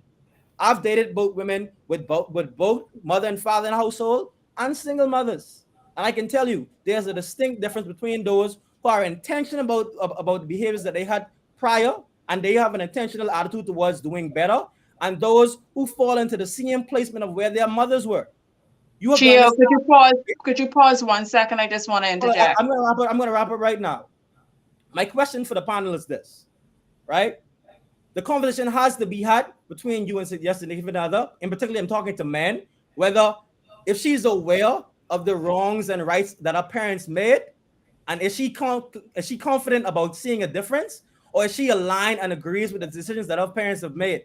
And this more or less gives you an idea in terms of where her future and plans line up to see if they comply with yours, as opposed to just a dreamland because you just like what you hear. You went out on that last comment, Gio. I went on the last comment. Yeah, the last. Where do you guys last hear me? You just said something about here. Oh, I think what's happened is there's a delay. That was we never got to the real question, the real man question. But we did have a question, Gio. I did have a question here. Are mothers raising their daughters to be wives, or are they raising them to be single women? Hey, this is what I want to put in something. I just want to keep it real simple because I know there's a lot of women that's going to watch this and a lot of men that's going to watch this. Number one, I totally agree that Tevin, you are not being genuine, bro. Like for real. So I just wanted to call that out because it's a lot of times like you get these Derek Jackson type of guys that come on and you say all these different things, yet you haven't been down the road of the less traveled. And I want to tell you, brother, I think you got a really good heart, but at the end of the day, it's levels to this, bro. I'm telling That's you. why I feel like Let me I'm finish not it out. bitter. Let me tell you why I know your leadership needs to go to the next level. The simple fact that you asked to marry a woman and you haven't even met her family already says that you have bad judgment. I'm gonna say that one more time. I'm a real leader, bro. Like I'm a real boss, for real. I'm not getting on her playing around. Like I did 40 sessions of therapy out of my own pocket, bro. I didn't go because I'm losing my wife. I had already lost everything. I'm a real boss. I'm a real man, for real. And I'm telling you, don't ever do that ever again. Don't ever get in a situation where you ask a woman to marry you and you ain't even met her parents. So that's number one. Real leadership, bro. That's all I'm gonna say on that. So like the stuff to get the kudos from the women, that's not gonna work with me. So I'm not gonna talk about that no more. Number two, the thing I want to tell you is real simple. There's nothing a woman can't give me that I can't get on my own. Cooking and cleaning, I can get a maid for that. I make enough money to get a maid for that. There's levels to this. Listen, every woman wants a man like me that can pay for their lifestyle. You're talking to a man that actually can pay for your lifestyle. And I don't care that I can pay for your life. I'll sleep on the floor tomorrow. So I'm not trying to be, I just feel like the guy that's me, the guy that's in the middle, the guy that's not the cheater and also not the bum or the pushover. I'm the guy in the middle that loves God. I want to tell you that to find the woman is very, very hard, bro. Because I don't want too many things. I just want to know you ain't going. My greatest fear is not even losing all, because I lost all my money before and I got it all back again. I don't even care about that. My greatest fear is wasted time. I don't want to waste my time. I want a woman that can give me endurance. And if she can keep on telling me, women that's listening, even other than on the panel, when they real man and you got that high value man, just give him confirmation that you never leaving him. And I promise you, you will get more out of that man to with his spirit than to be talking about I cook, I clean, and connection. I don't care about none of that. I want to know that when the rubber meets the road, that you're not gonna leave me. I'm gonna leave y'all with this last thing. My grandparents went through a lot of stuff. My grandparents lived till they was 90 and 97. They went through a lot of stuff, ups, downs, lefts, rights, all that. They had 12 kids. When I tell you the greatest love story I ever seen was 2 years ago. Last year, my grandmother was buried next to my grandfather. They went through stuff that we complain about and give up on. They didn't give up. It was the most beautiful funeral I ever seen in my life. To know that you could have gave up, yet you didn't. And at the end of the day, I could look at my grandmama and say, there stands a woman that had every reason to give up, but she still stood. And that's the type of woman that a high value man that loves God, that went through 40 sessions or more of therapy wants. I don't care about what you can give me. It's not about what you can give me. Love is a choice. I care about, are you going to endure to the end? There's nothing you can give me. Real love, there's nothing that you can give me. I don't need anything from you, and you shouldn't need anything from me. Real love lasts to the end. That's all I want. And until you get to that level, then you're not going to really understand it. But I've been at your level, Tevin, and I'm not disrespecting you in any way. I'm telling you that from a person that's gone through all the different levels, I have yet, out of going through 50 dates, my therapist told me to go serial dating, and I went on 50 dates, non-sexual. I've yet to, every single woman that I talked to has told me that she gonna give up if she ain't happy. And that's a problem for me. So, Koran, I hear you talking about you want a woman with endurance. You want a woman like in the beginning, you said that you want a woman that doesn't give up. So my question to you is, if you find this woman, will you marry this woman, and does that take you a fair? Yeah, within 8 months. Within 8 months, because that's what real men do. Real men don't waste women time. We don't go 5 years and 6 years. If there's any woman that's listening right now, you in a relationship and it's been 6 and 7 years, that man ain't gonna marry you. I know that. I'm telling you that right now. Correct. So then that would take your fare away from them. If you find this woman, that would take your fare away of she leaving and taking Yeah. half of Every everything you woman have. that I've ever talked to, they told me that they leaving their guy, or they want to use me as the guy, as a side guy. Like, I'm getting out of my situation, so I'm gonna use. I like you, but I'm in him. Like, no, hey, I deserve more than that too as a man. You say you want a man like me, I'm him, for So real. have you ever asked the question, what would make them unhappy for them to pick up and leave? Yep. And you know what? You know what's so crazy? It's always the same answers. It's the same thing every time. It's always talking about cheating. And let me tell you one thing: if you do what you're supposed to do, keeping me first, you won't have to worry about me cheating. That's simple. Can I just say something? You need to love me so much that cheating's not an option for me. You don't can have I to just worry say about me something? cheating. Let me finish this statement too. Let me tell you something about cheating. There's nobody on the world that wants to cheat. I'm gonna say that woman, unless you just got a sex problem or whatever. There's nobody on this earth that wants to rob a bank or sell dope to his neighborhood. Nobody wants to do anything bad. That hurts yourself. What I want to tell you is that women talk a lot about cheating. Give me every reason not to. That is not an option. We keep talking about all men cheat. No, they don't. I remember in my situation, I went 6 years without looking at another woman. 6 years without looking at another woman. And you know why? Because she put me first. But today's women, and I'm gonna get to you, Tevin. Today's situations or whatever, it's like I get put last. The 3 kids. So even if I pick a woman right now, she has 3 kids. She ain't putting her 3 kids. She ain't putting me over her 3 kids. Her 3 kids, her job, her college, I'm 7. You're going to open me up to be able to start looking around at temptation if you put me last, if you put me 7th. I'm not a second place trophy type of guy. And so what I want to tell you is it's very simple. If you put your man first, which the Bible tells you, it says, leave your mother and your father and cling to your man. That means even above your kids. If you get back to that, there is no option to cheat. Unless you just got a bad guy. There are some real guys that's just not nothing at all. I ain't gonna lie.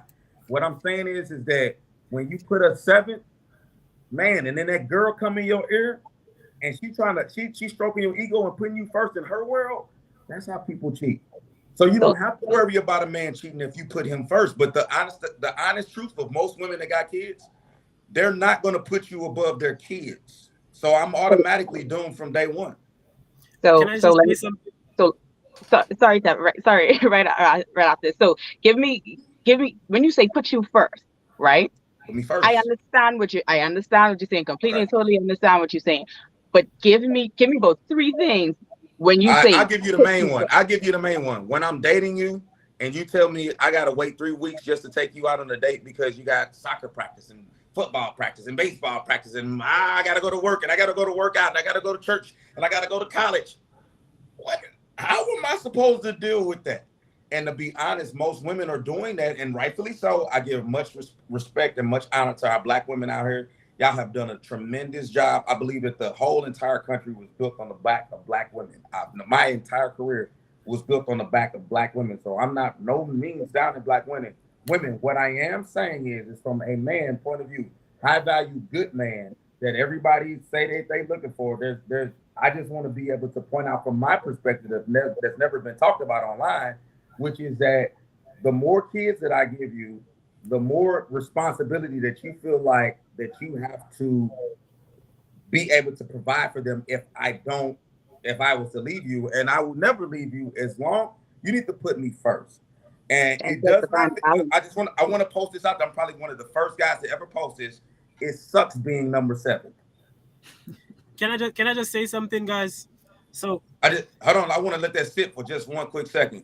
It sucks to be number 7 and a woman that you put number 1.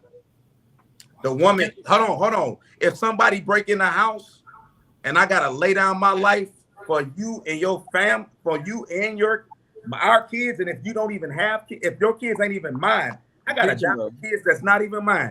I'm putting you number 1. But it sucks when I'm putting you number 1 and you put me number 7. I don't think it's a worse feeling in the earth And so I want to be able to point this out because you can't find it online. I'm like that real deal guy, and I'm really telling you, I've lived experience, not this Derek Jackson stuff that people want to point out. I just want to tell you that I'm tired of being number 7. That's it. I love y'all. I want us to change this world together. Black families are the most beautiful thing ever. But as a black man, I'm tired of being number 7. I'm tired. Black woman, please. As a black, I've been through therapy, so I can explain it in a different way than most black men can articulate. I'm tired of putting you number 1, and then you put me number 7. That is my greatest frustration that I have right now. Okay, so can I say this? Can I just say this one thing? Say it, Tevin, and then we're gonna sort of wrap it up. I think that's a good point to wrap it up on. But go ahead. I'm gonna come back to that statement. Okay, so I think Mr. Keron, I think you're using this therapy thing to oversensitize the people. So what I'm gonna say to you is, if I didn't know any better, and I see you as the standard of what a real I am high value man supposed to be. Real deal. I wouldn't want to be I would call my company today, and I would go put this truck back in the company lot and go home and work at Burger King. Yeah. Because you're based on your perspective, what your outlook in life, and I'm not here. Well, you got a lot to learn. I'm saying I'm not. You got a lot to learn. I'm just saying. I'm a big boss. I run cities. I run cities, man. But I'm saying, I'm a big boss. I'm a big homie. What you've portrayed and your money. It ain't about my money. Let me intervene. I'm going to intervene. It's not about my money, bro. Remember what I said. When I say, now listen here, this ain't about a command. This is about saying, listen, let's stop the foolishness now. That's foolish. Here's what's happening here. Here's what's happening here. Tevin and I appreciate and value kind of what you're saying. But what we have here, 2 different levels in life. And until you walk a particular one, it's going to be hard to sort of, judge or criticize the other. What we're talking about here is someone who is again, when we talk high value, you're probably talking more than $250,000 a year. But that money doesn't make you high value. Let me finish. Well, see, is a prerequisite of high value, though. You may not see. Hold on, Tevin. Here's what to you it doesn't, because you're not looking for a man to take care of you. You're not looking for a man to marry. You're not looking for someone. You're not looking for a protector. You are that person. So you're saying if I don't make over a certain amount of money, I'm not saying you. I'm saying you'll find that a lot of women. You'll find that a lot of women who are high value women or who are looking to be high value women will not consider you as good material. So you won't have the same kinds of experiences as Koran would have. Hey, Tevin, and let me tell you something too. Let me tell you one more thing too. What is a high value when you don't got your money right? Sorry, let me just interject. Sorry, Mark. Keeshan said to let her in, please. Oh, okay. Yeah, sorry about that. Because here's what I wanted. Because this is what, part of what I wanted us to do. Because there are a lot of questions, and I'm hoping that we would be able to come back. Because maybe we just need one question. Because we started off with one, and I appreciate the way this conversation transpired, because there's a lot of information here. One of the things I don't want us to leave here anytime we come together for conversation is to leave without looking at solutions. Because, for me, there is power as a community when we're able to come together, when we're able to work out our differences. What we find in the community of color, there are a lot of us that need therapy. We shouldn't frown on it. We have been a traumatized community of individuals. You grow up in a single parent home, there's a lot of trauma there. That we don't speak about. You grow up in 2-parent homes, there's a lot of trauma there that we don't speak about and we don't deal with. And what you find is that when these men, these traumatized men and these traumatized women are coming together, that creates chaos. The question is, how are we going to sort of resolve some of these issues so that we can come together as a community of men and women and, come off the fringes and sort of meet in the middle where we have more power? Because at the end of the day, it's not about us individually having power.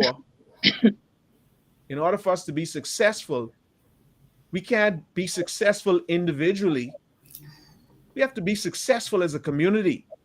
We can't be successful as a community if we can't come together as a community, finding common interests. We can't be successful as husband and wives at dating and love and marriage unless we find some commonality. So here's the question I have. Listening to all that's been said tonight, what do you proffer as some of the solutions to get us off of the edges and start to move us further to the middle? Keona, I'm going to start with you.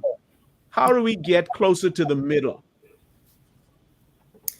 When you say the middle, could you elaborate? Oh, Koran left us? Yeah, it looks that way. When you say the middle, could you elaborate a little bit? Well, like I said, right now in this, and maybe it's not for you, but when you look around in the community of color, your situation, when you find again that 48% of Black women out there have never been married. Only 26%, or maybe even less, of the community, Black women, are married. They are marrying at lesser rates than their male counterparts. Mm-hmm. How do we get those numbers up? What's going to be some of the solutions that we could proffer to get those numbers up, or some of the numbers down, while we get those?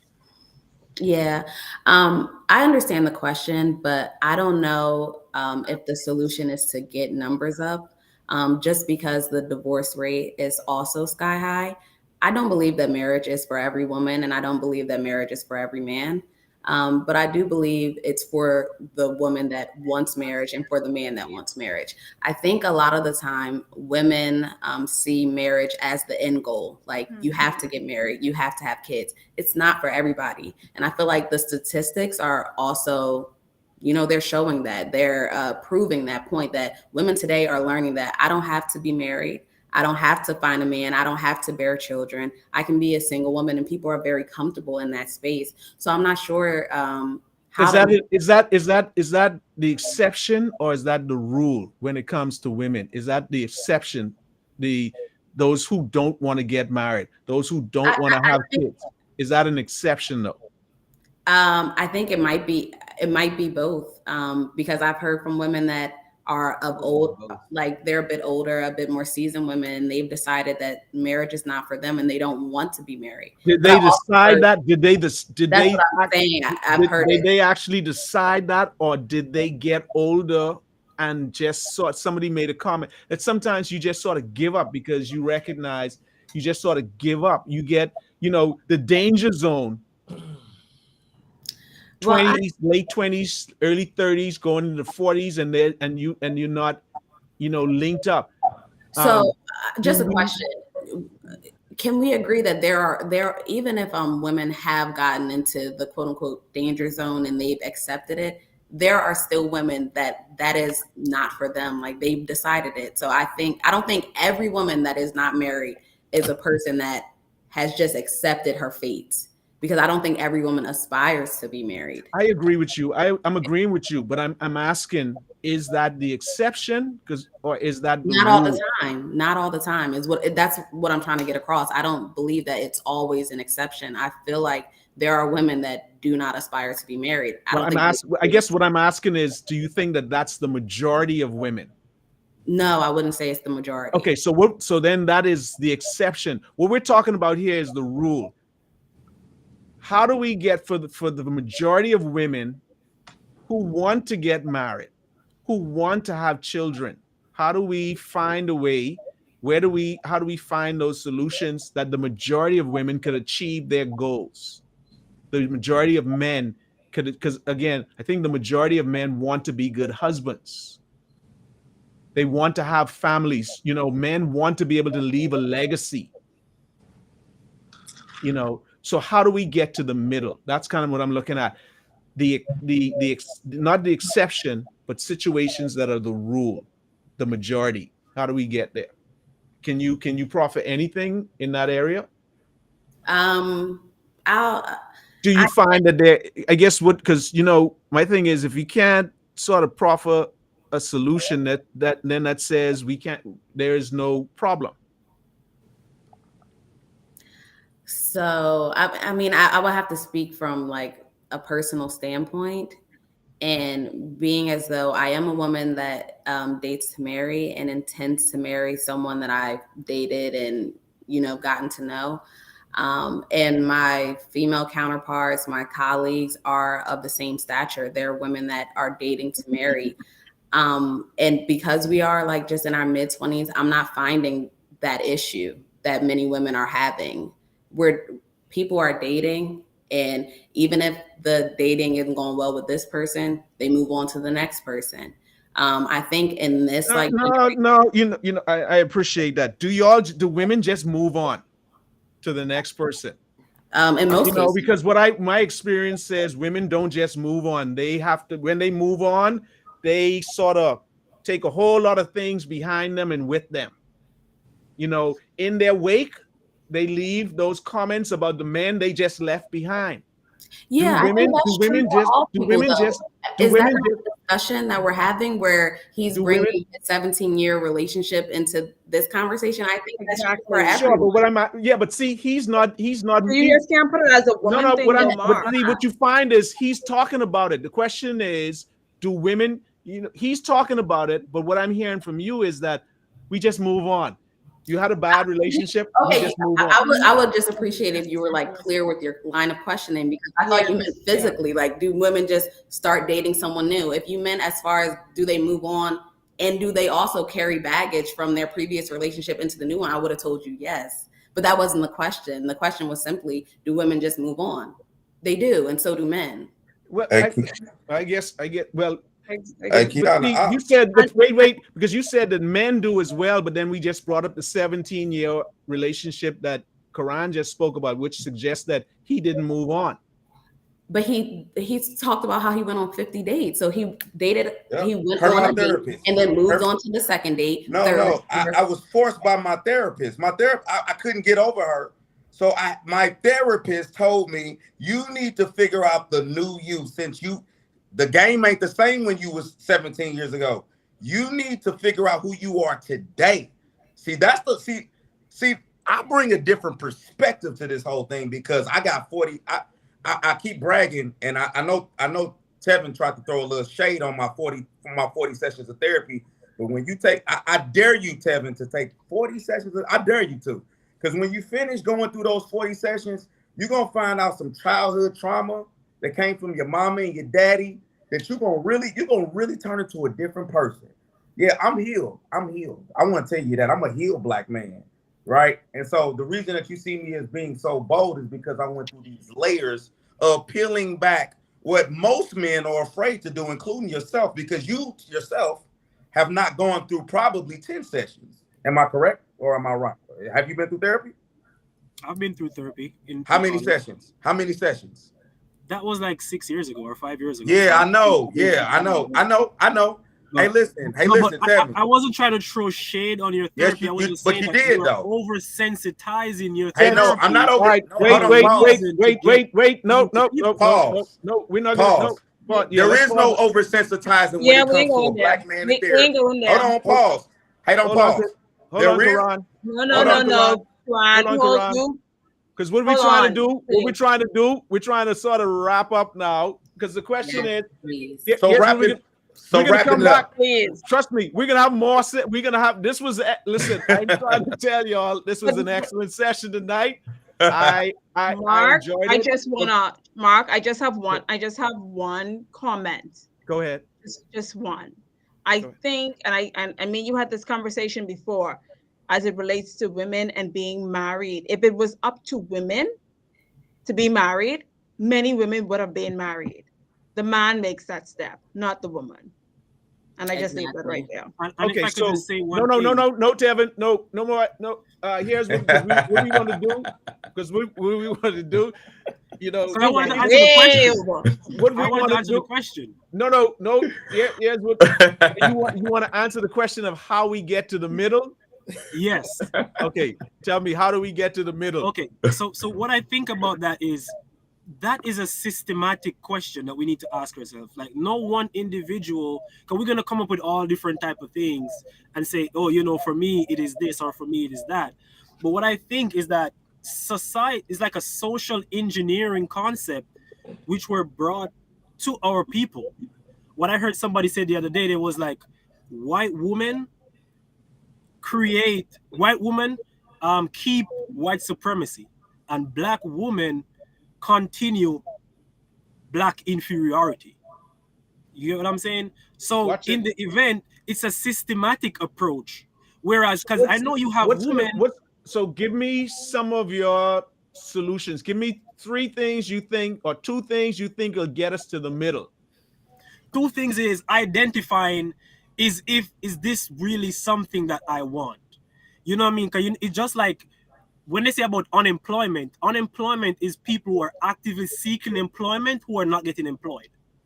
So do we have persons who are actively seeking marriage or actively seeking a serious relationship that is not getting this? And then we could go from there, because when you have to have a definitive boundary of these people who you are targeting, a targeted audience where you say, okay, these are the people that we're targeting. Because as she said, Keona or something said, a lot of these women or a lot of these men nowadays, they don't want to be married. And so why are you in this space making all this noise on social media, influencing people to leave their relationship or not to be in a relationship at all if you don't want to be married? So I think we need to have a conversation and get a group of people who actually have the intent of getting something serious.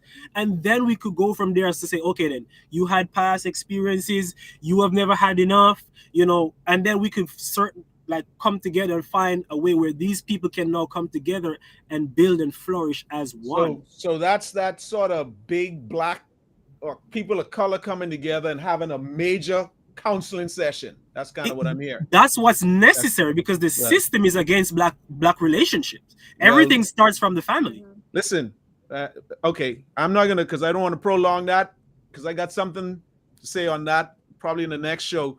All right, Giovanni or Arnica, you've been quiet all night, man. I've been looking for that fire, man.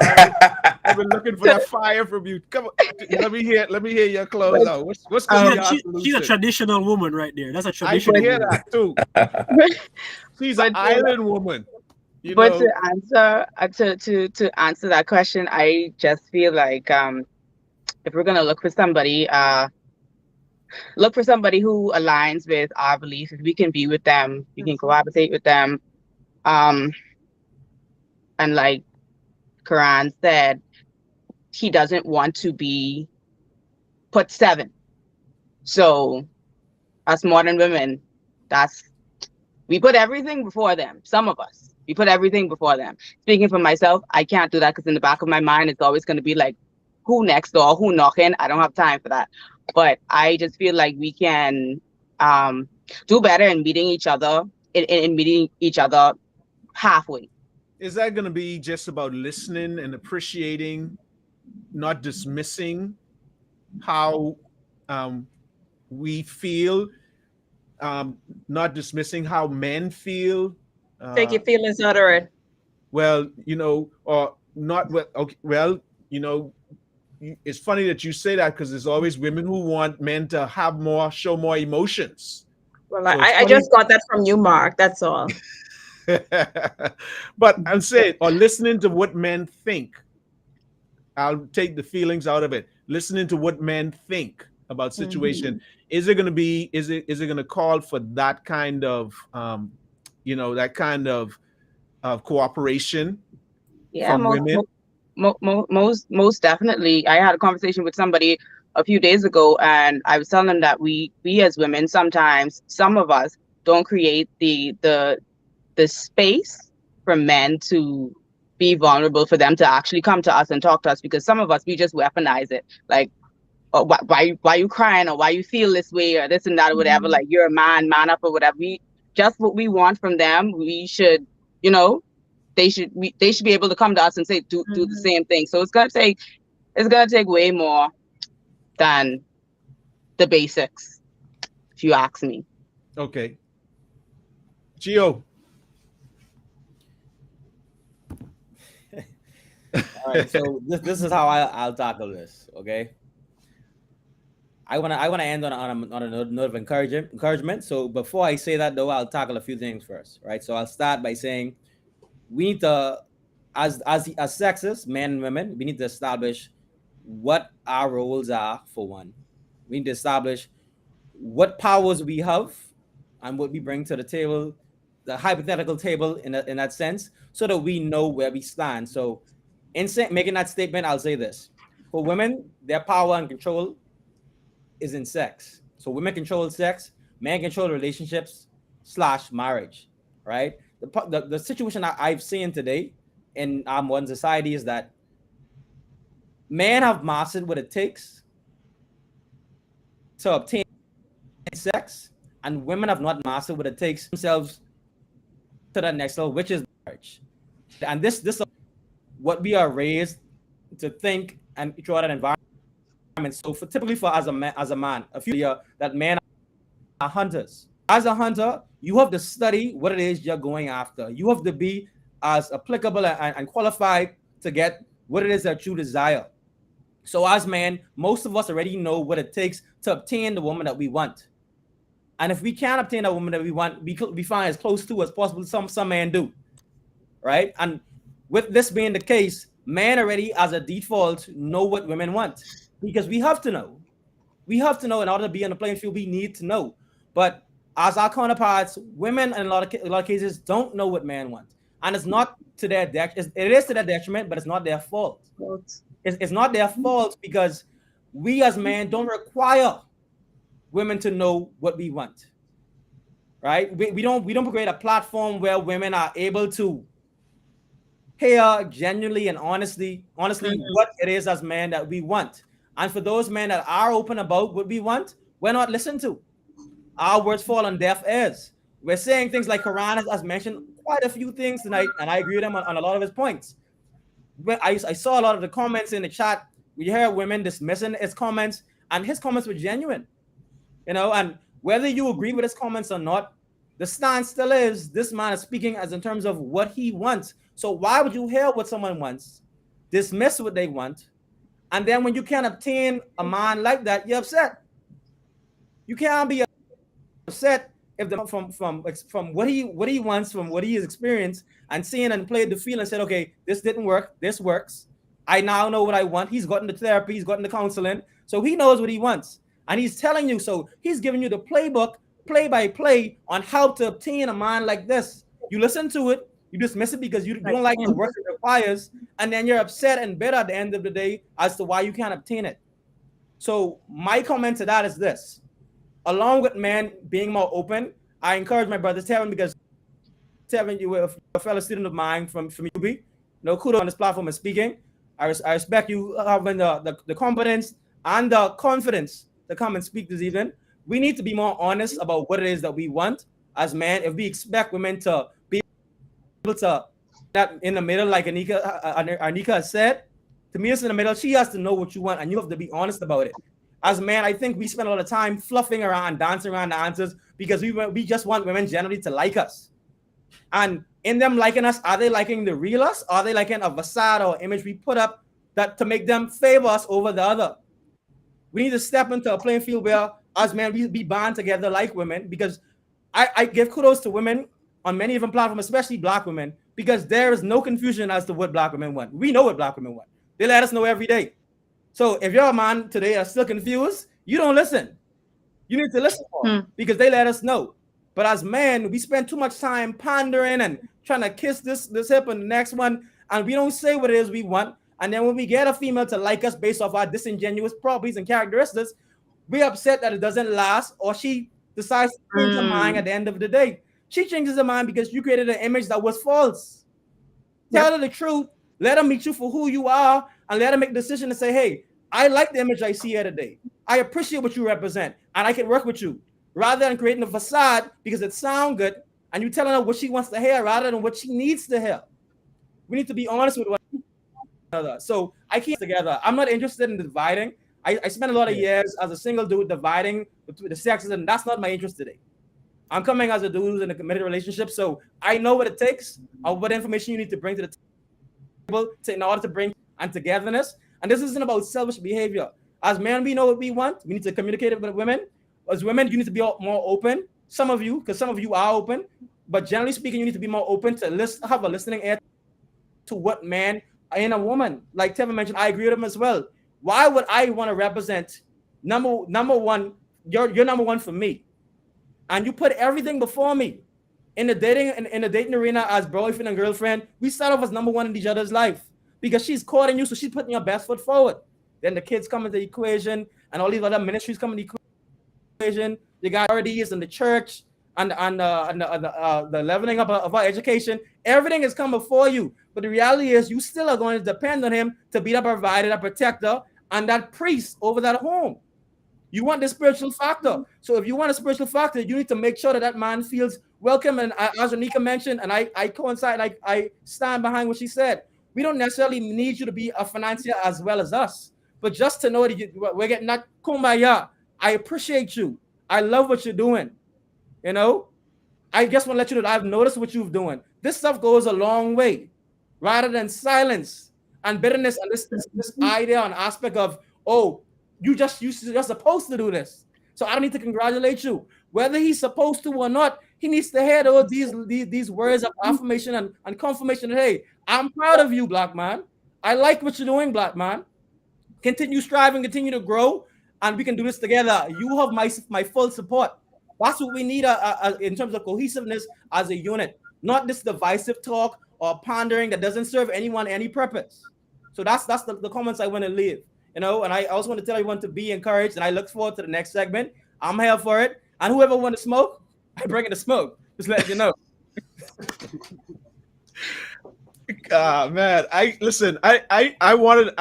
think that was the perfect place to end, but I can't end because I also have my co-host Keeshan here, and I'm not gonna leave tonight. Gio, listen, I want to end right there, but I got Keeshan here with me, and I need to also hear what Keeshan has to say about this as well. But man, that was incredible. That was an incredible. Somebody said, let me put up here what somebody said just now. Say good speech, boy.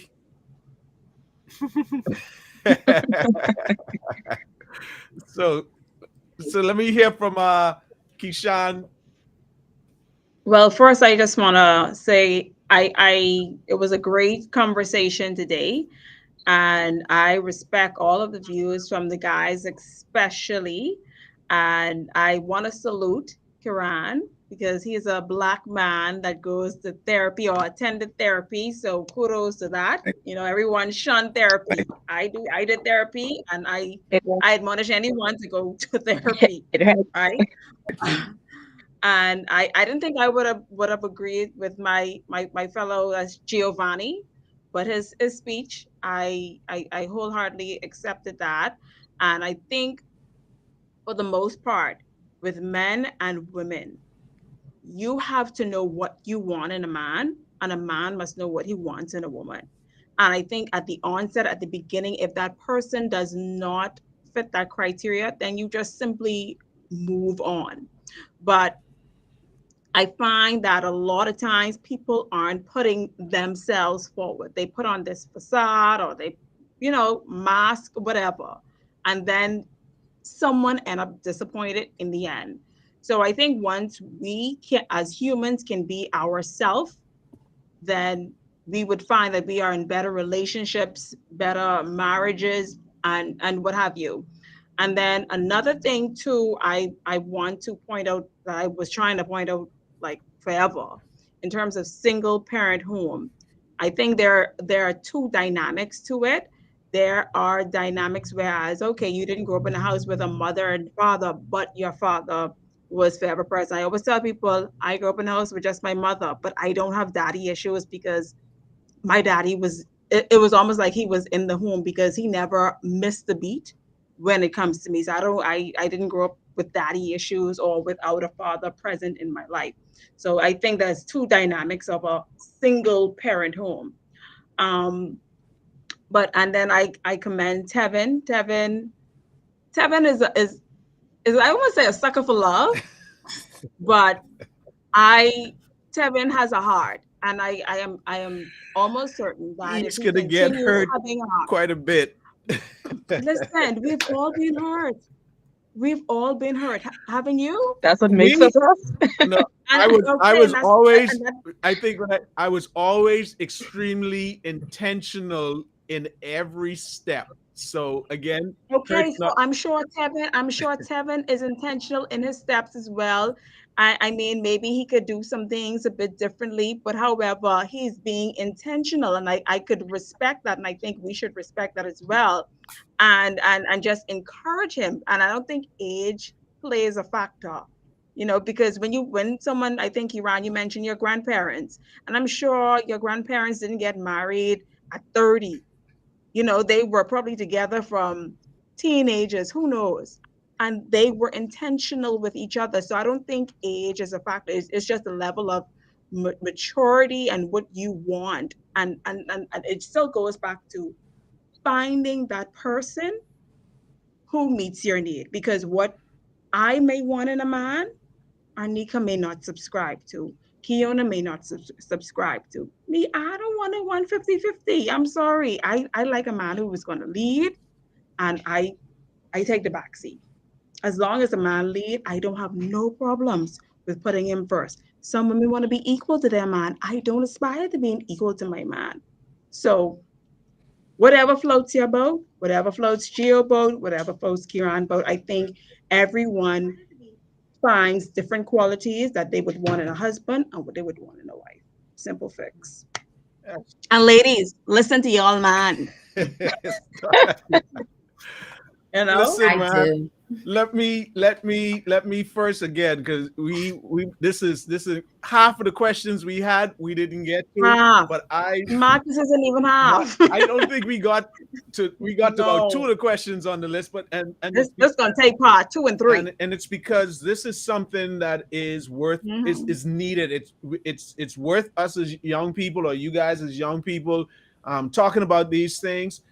This is something I don't know if we talk about it as much in our local Bahamian society as much as we need to. You know, most times we hear these conversations, they're taking place out of our arena, because I think in some ways we do have different values. You find that the value systems here in the islands usually different from the value systems on the mainland, American mainland. But I really appreciate all of you guys, you know, your willingness to participate in the conversation tonight, to help bring some enlightenment to the conversation. You know, I just want to add to that. For me, I'm hoping that at the end of the day, what we take away from this, because this is what we did not talk about, is, well, first off, and this is for men, you know, Giovanni talked about his wanting to bring people together. I think one of the reasons why,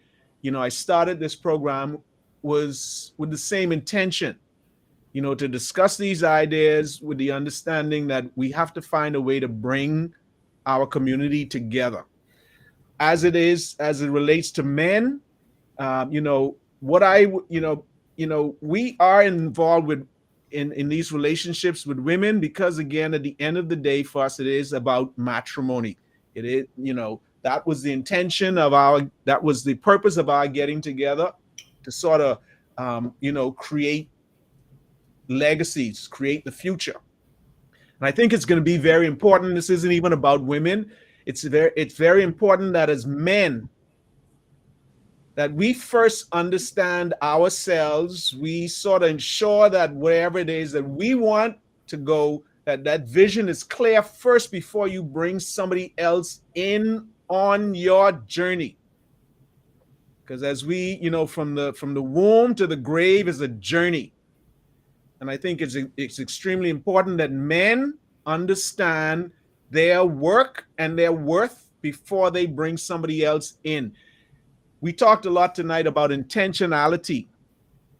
And it's important that we are, both men and women, are extremely intentional in our choices. Because at the root of everything that we do lies a choice. We make intentional choices. Sometimes we want to deny those choices. Sometimes we want to hide them away or try to deflect attention from the choices we make, place them on others.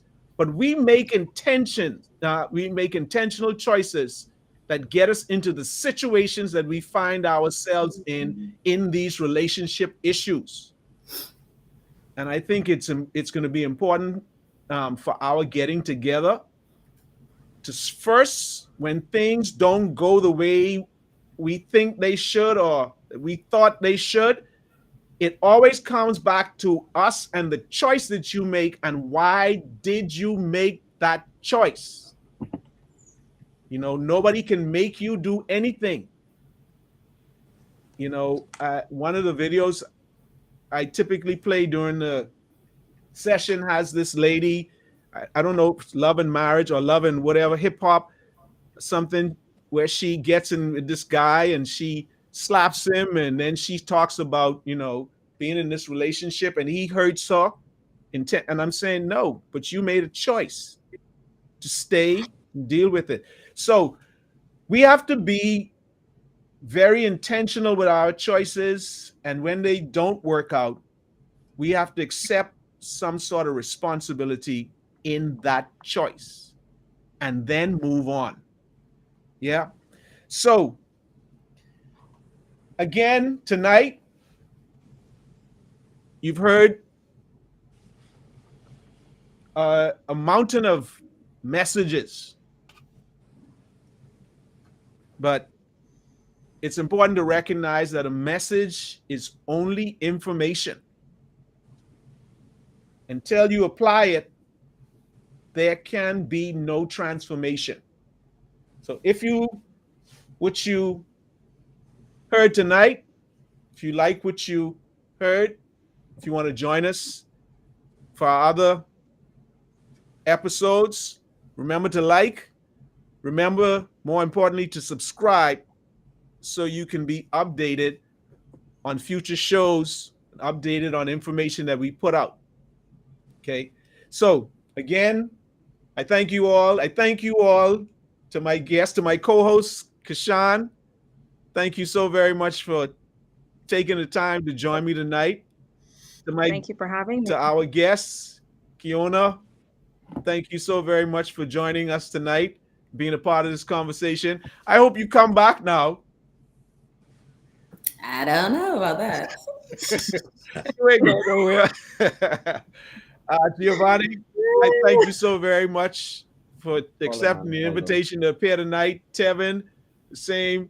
I thank you so very much for accepting the invitation. Arnica, and thank you so very much. Koran, thank you so very much.